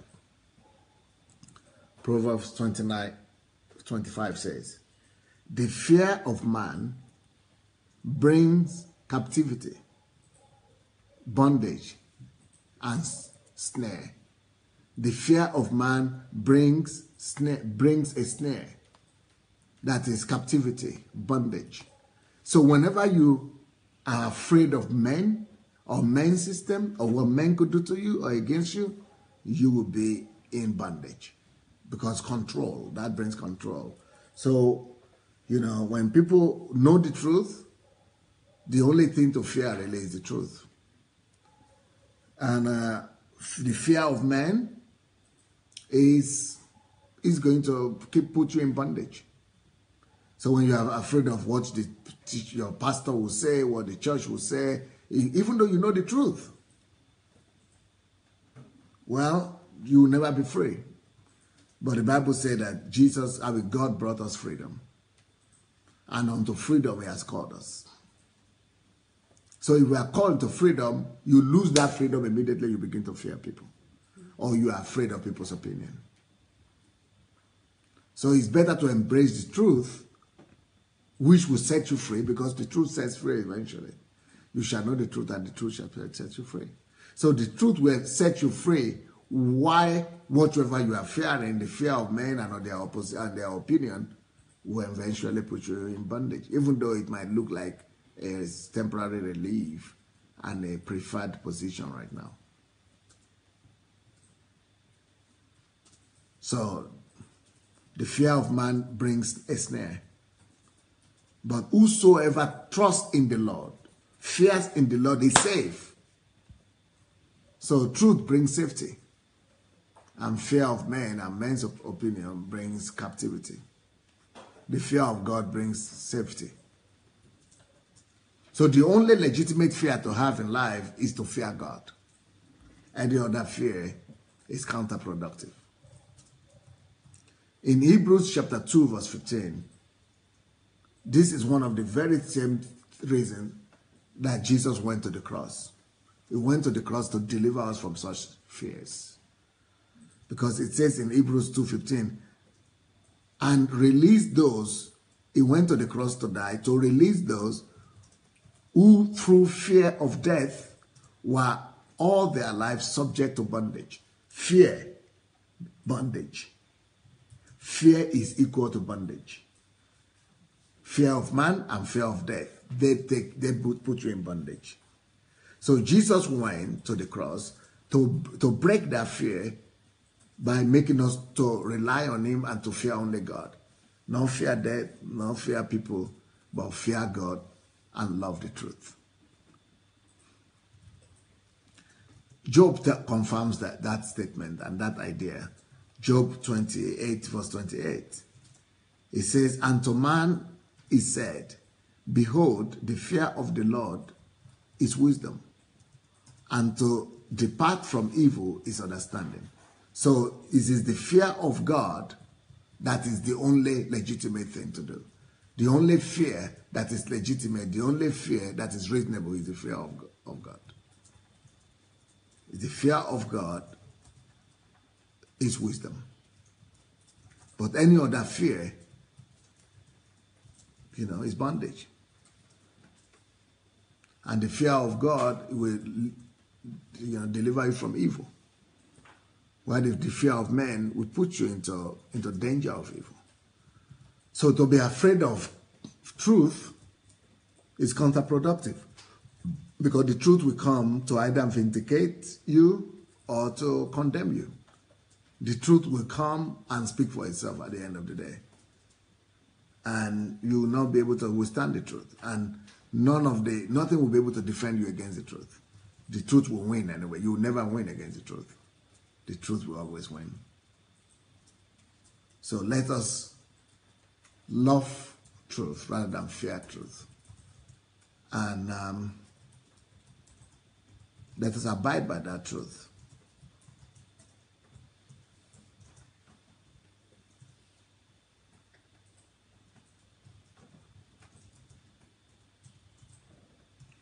Okay. I think that will be all for today. What are the other topics that I wanted to address next week? Or we should discuss that after the program maybe? Yes? Okay. So thank you, everybody. We'll come back to you tomorrow. And tomorrow we have Ask Pastor Sunday. Is it tomorrow? Yeah. Is tomorrow Saturday? Yes. Yeah, I think it's tomorrow.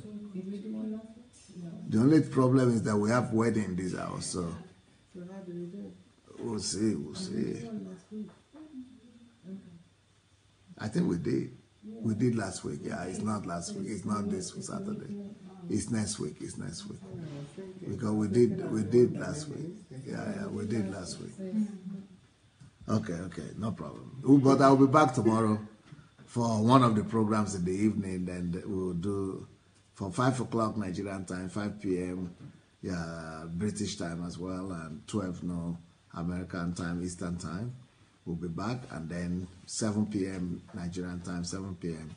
British time, and 2 p.m. Eastern time. So we're back tomorrow. Who is wedding? They're asking. Who is wedding? Well, I don't think I'm giving the permission to announce that. I'm not giving the permission to announce it yet, but you will see the pictures. I'm sure you will see the pictures. So thank you so very much, everybody, and have a wonderful, wonderful evening. Blessings. Bye.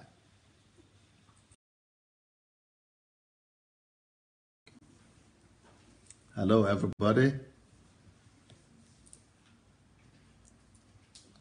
Sunday Adelaja here.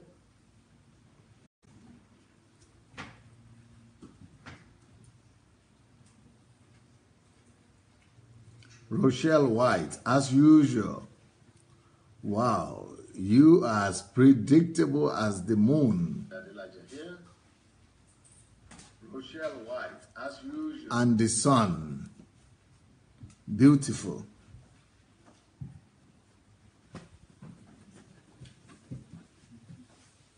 Welcome, welcome, welcome.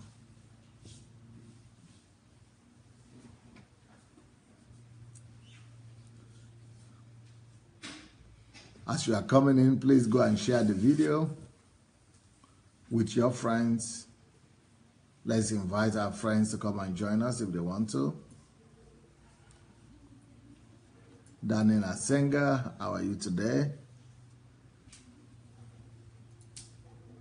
Melene, you are on and on time too. Wow, double congratulations to you.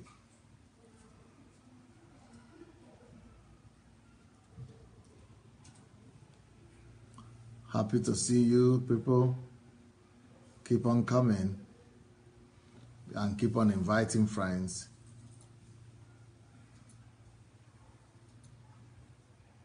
Nice to see you. Come in and invite your friends. Omonike, you are landed. Welcome back home after the teens retreat, HMT. I hope you enjoyed yourself in Ukraine, coming here for the first time. Yinka Okekunle, nice to see you.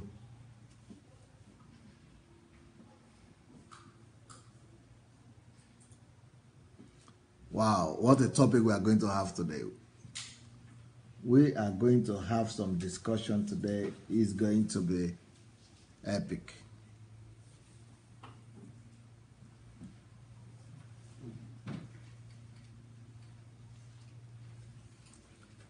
Okay, the topic that we're having today is a kind of special topic, and it's called truth, non-truth, and lies.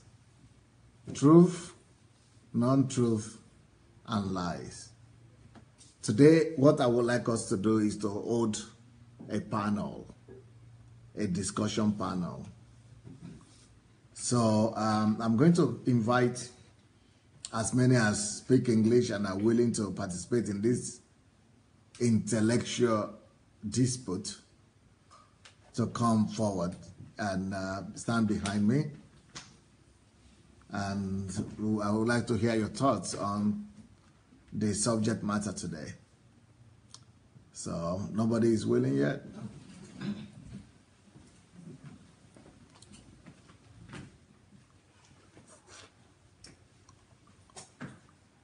All of you are in white. Yeah. Amazing.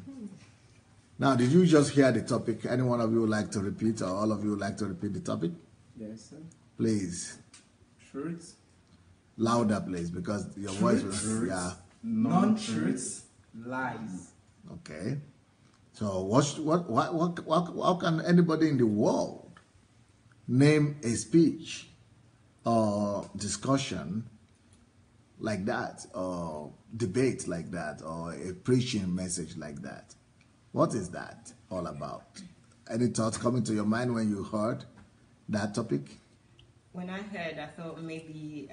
you might need to come closer since you are the boldest. Okay, when I heard, I thought, okay, why would you even say non-truth, especially when we just thought about truth being absolute? So why would that's just going to cause confusion? And as far as I'm concerned, is it a true or false? There is no non-truth, because non-truth to me is also false. So I'm thinking, I don't know what Dr. Sunday is going to come up with, but there's nothing like non-truth as far as I'm concerned. Good idea. Yeah. Brilliant, brilliant. So you want to argue, yeah. Yes, I do want to argue. If it's non-truth, then it's lies. So truth and lie, I can live with that. Okay. Those are the two that I know about. So this non-truth is, okay, it seems like we're taking a step backwards, because we've been talking about truth, we talked about truth and we said universal. Truth is universal and absolute. Yes, absolute. So where are we coming from with non-truth, or, you know, if it's non-truth, it's a lie. You know, I really don't know where you're going with this, but I would like to know, because I know you will go somewhere, but I can't, you know, I cannot process it in a way that will give me an answer or will give me an idea. as far as I'm concerned, is like either they're truth or non-truth, or they are lies. And non-truth to me is lies. It's just another way of politely saying lies. So maybe you want to say, okay, there's some polite lies, you know. So you know it's rude to say to people that you are lying or you're a liar. So you can say you're not a non-truth. Or what you're saying is not true, is non-truth, you know? So maybe that's where you're going with this, so that we can be polite, especially religious. She's on the offensive. She's on the offensive. I mean, she's going on the offensive, and I'm. I don't know. I'm taking. I'm taking it in. Non-truth. I don't know. It's a lie. Or is non-truth something that I don't know anything about? Is it some new invention? It's a lie. Monica is supporting. He said, yes, Queen Mayowa, non-truth is a lie. Yeah. And Rochelle White is saying it has to be either true or false. Black and white, she says. Yeah. Or either white, or black or white. Yeah. Okay, Paul Oriade says, well, the topic he's not pitching his tent anywhere. He's saying the topic is deep and academic. That's all he has to say. That's all he has to say about it. Yeah, so I really am interested in this. I really just want to kind of soak it into to understand where you're going with this. And I don't see where you're going right now, but I might eat my words when by the time we finish at the end of this teaching. So it's a pity people like Victor Babishaye is not around. Yeah. He is the one that likes the intellectual debate. Okay, anybody want to express himself also? Okay. Can you repeat the topic first? Truth, non-truth, and lies. So for me, I have to. Do we have to go so low? We can just write on the It's much comfortable. Okay.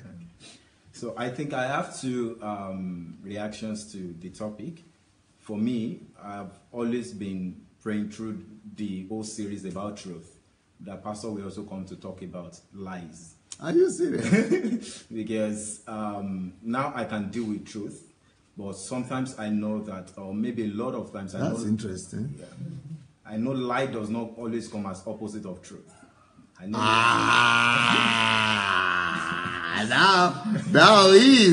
Now you are getting closer to my topic, but you are also getting further from my thought. Yes. So say that again. I like that idea. That lies oftentimes, a lot of time, does not always present as the opposite of truth.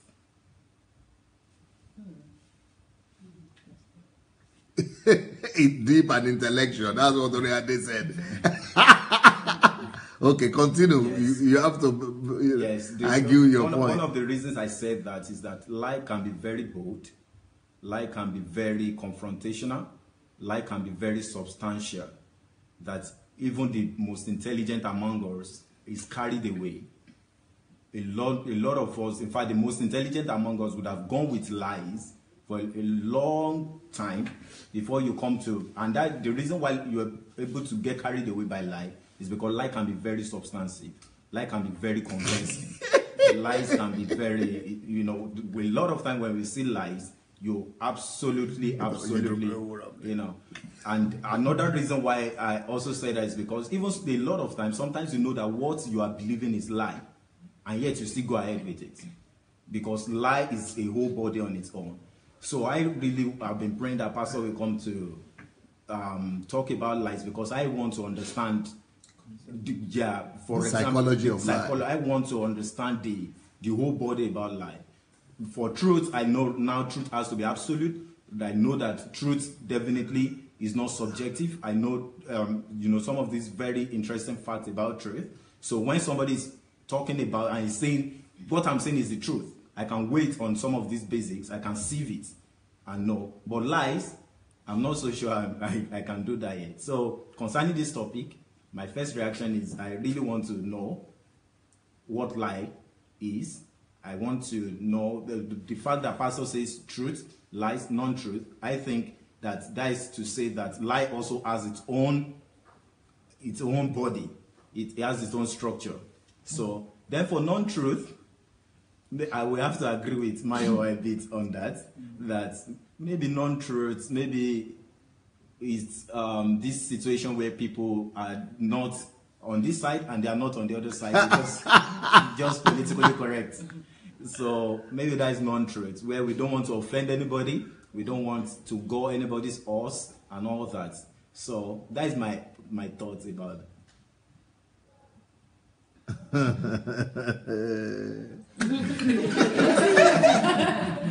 Battle of the mind.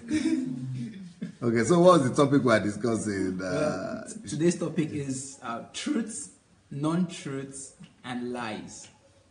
Well, please go and share the link because I told you from the beginning that this topic of today is going to be hot, unique, and unorthodox. Yeah. So please, anyone that is here today, make sure you go share the link. Go share this video because this video is going to challenge your mind. It's going to challenge your reasoning. Yeah, well, for me, when I saw the theme or the topic of today's live broadcast, I started thinking about it, and what I saw was 3 of them are 3 of them are what? Yeah, they have their own individual concept. I mean, okay. Yeah, like truth on itself is an entity, while non-truth is an entity, and lies is also, you can say a lie is an entity on its own. However, I remember a quotation by someone. He said, if you repeat a lie long enough and you keep saying it, it will be perceived and believed as true. So, and having begun the series on truths, I discovered that people resonate with what is true. They don't, when you tell them the truth, they say, yes, I believe it's true. But then when you begin to say someone is lying and what you've been believing all this while are lies, they see it offensive. So when you say this is a lie you've been believing, and I'm presenting to you the truth, so they're like, how would I believe a lie? Because you would think if something is a lie, then I shouldn't believe a lie, because the common perception of a lie is that, okay, if someone is lying to me, no one believes a lie. Because if I recognize this as a lie, then I would say, no, you are lying.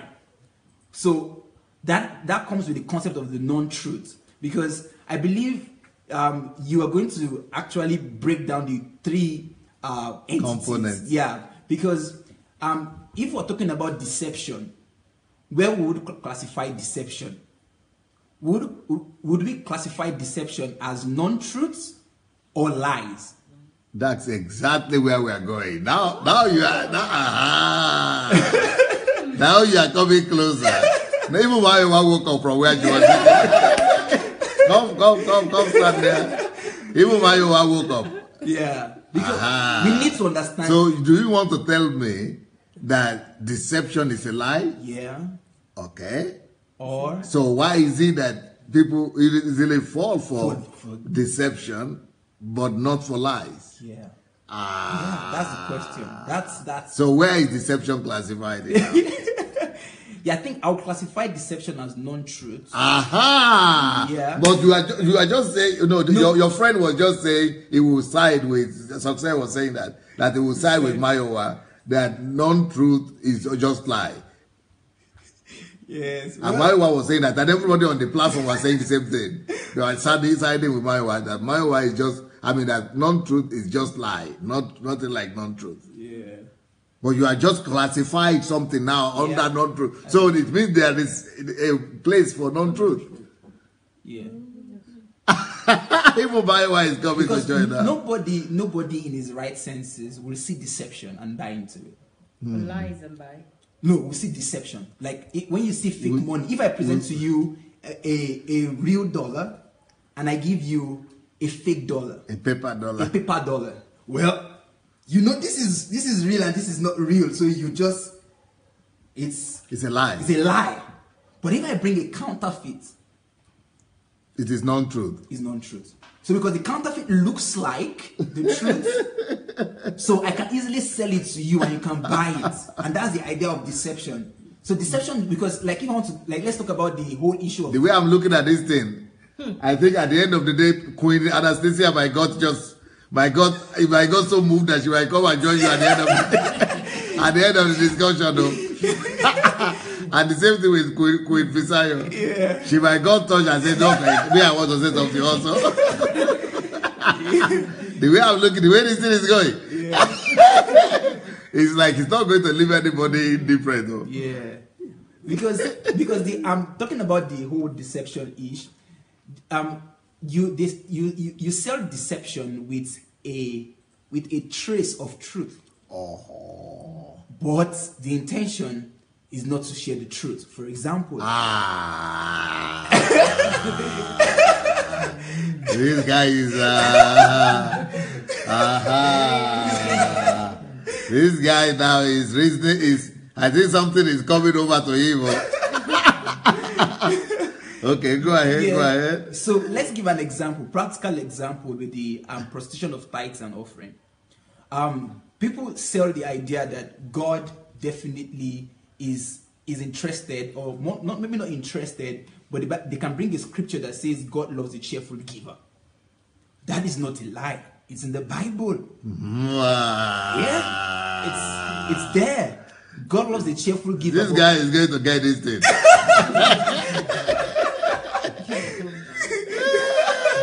But when they want to sell the deception, the non-truths, they sell it not as a lie. Not as a lie. So they make it, they create a counterfeit of it. So that is why you can easily buy into it. And that is why you can easily fall. But anybody that has the senses working would not buy into a lie, because it's clear. A lie is a lie. But the non-truth is so close to the truth. Has traces of the truth, but it is not true. Beautiful. So now, what did you get, Bayo, that's making you to stand up and come forward? I got that the non-truth is the vehicle for lies. That's what I got. It's a vehicle to transport lies in a way that individuals or the person that you're selling the lie to. That's what I see it as a clinker. I know the explanation was really good, but I feel like it's a vehicle to transport lies. That's how I still see it. Okay, then let me ask you something. If you are classifying non-truth as lie, what about if the person that is speaking the thing that is non-truth doesn't know that it's not truth?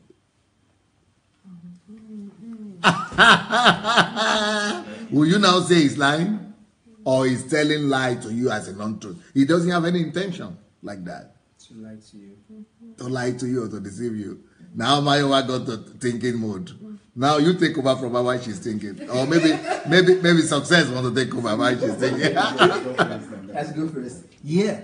Well, that is so true. And that is the reason why when we are presenting, for example, I started presenting the truth. Mayowa is totally in deep thought. Yeah. I started presenting. We are taking you to deep waters now. Yes. It's very deep.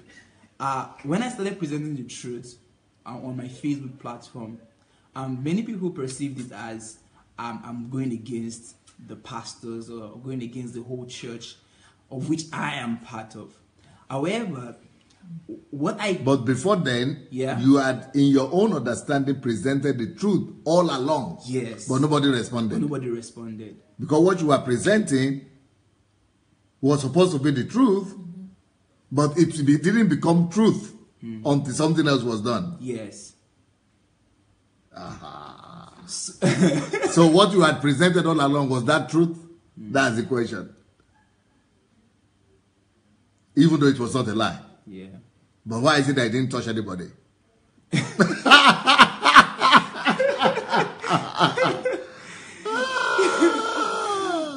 I think one thing that I'm going to say, and I'm rest assured of, is that people sell non-truths to like that's how deception is sold to people, and like Pastor rightly said, some of them, their intentions, some, not all, some are doing it intentionally to actually give lies. but they know they cannot give lies because nobody will accept a lie. So they give it as a non-truth, but it is intentional.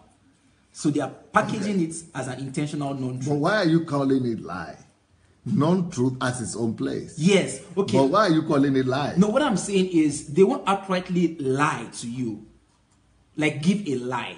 But I'm saying, I just asked her a question. What about if the person who is doing that doesn't even know that what he's telling you is a lie or is a deception or is not true? The person just thinks that he's telling you what he knows as the absolute truth.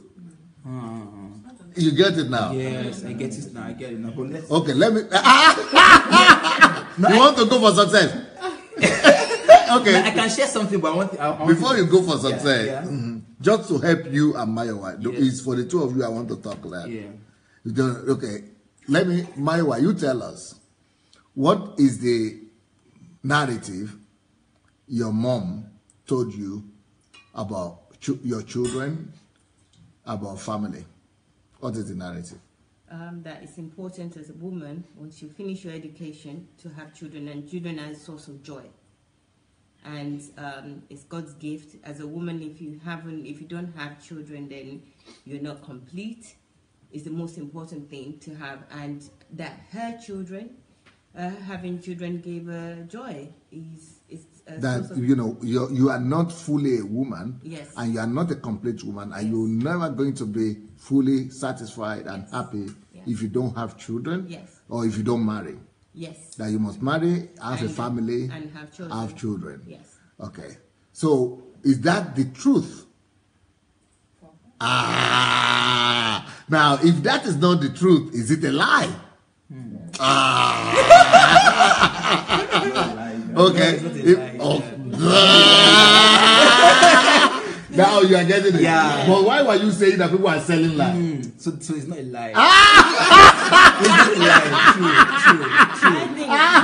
You said true? No, I said true. I said true. Like what you said is true. But I mean, what your statement is true. Not what she said. Is true, okay. But what she said is true. In that what she said was not what her mother said. What her mother said, she wasn't lying. Okay. But it was not the truth. Now you are coming closer now home. It wasn't a lie. It wasn't a lie, and it was also not the truth. Now you are talking. Okay. What about if somebody, have you ever gone to church before? How many of you have ever been to church before? Pastor church. You are a church boy.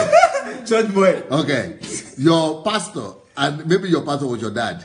Yeah, and other pastors. Okay. Yes. All those pastors, did you love them? Yes, I did. Were they sincere people? Yeah. Were they truthful people? Yeah. Had they ever preached tithe and offering to you before? Yes. Did they tell you that tithe belongs in the church or not? Yes. So today, what do you think about that particular theory? Non-truth. Not truth. Was it a lie? No.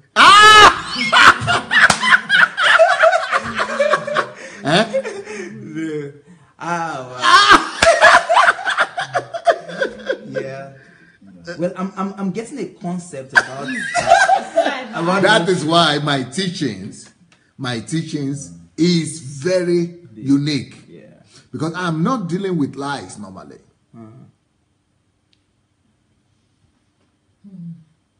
In all my teachings, if you take note, I don't waste my time with lies. And even with deceptions too much. Because they are too clear. Because why should I waste my time on lies? When they are too clear, too obvious. You do not get it. Yeah, we get it. I'm wasting I always spend my time on either truth or I deal strongly with non-truth. Not with lies, but with non-truth. So you never hear me talk about the South African that is giving people snake. That is making his members drink snake.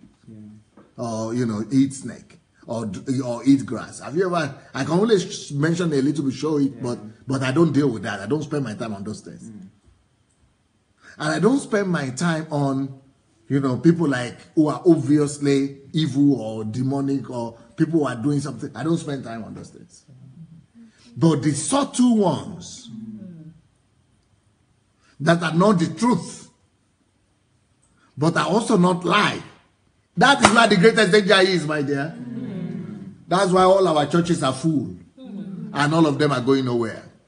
Because the gospel that is being preached in our country is not the truth, but it's also not lie. That's where the problem is. And the reason why I was asking you yesterday, why is it that you have 4,000 people and none of them is able to follow? Is because they have been presented not with a lie, but with non-truth. I don't know if you... Yeah, I've heard of a concept. I've heard of a concept of half-truth. Okay. It's a lie. What does half-truth mean? Total lie. Total lie. Yeah. That's what I had to. That deception. Okay. But non-truth is more subtle than that. It's like success is ready. Thank you so much, Pastor. That is very, very profound. Okay. Very, very, very profound. Okay. And especially why non-truth becomes very powerful is also the source where it is coming from. Let's, for example, an illustration that came to my mind, one or two, was when a profound, renowned philosopher, Aristotle, actually said that man thinks with his heart. And that was what people believed for many, many years. That the way that man thinks, because like if you see a dog now and you're scared, your heart begins to... Not many years, many centuries. Many centuries. In fact, as a matter of fact, the brain was just discovered in 18-something. Can you believe it? Wow. 2 centuries ago. That was when people discovered that it is with head that we are thinking.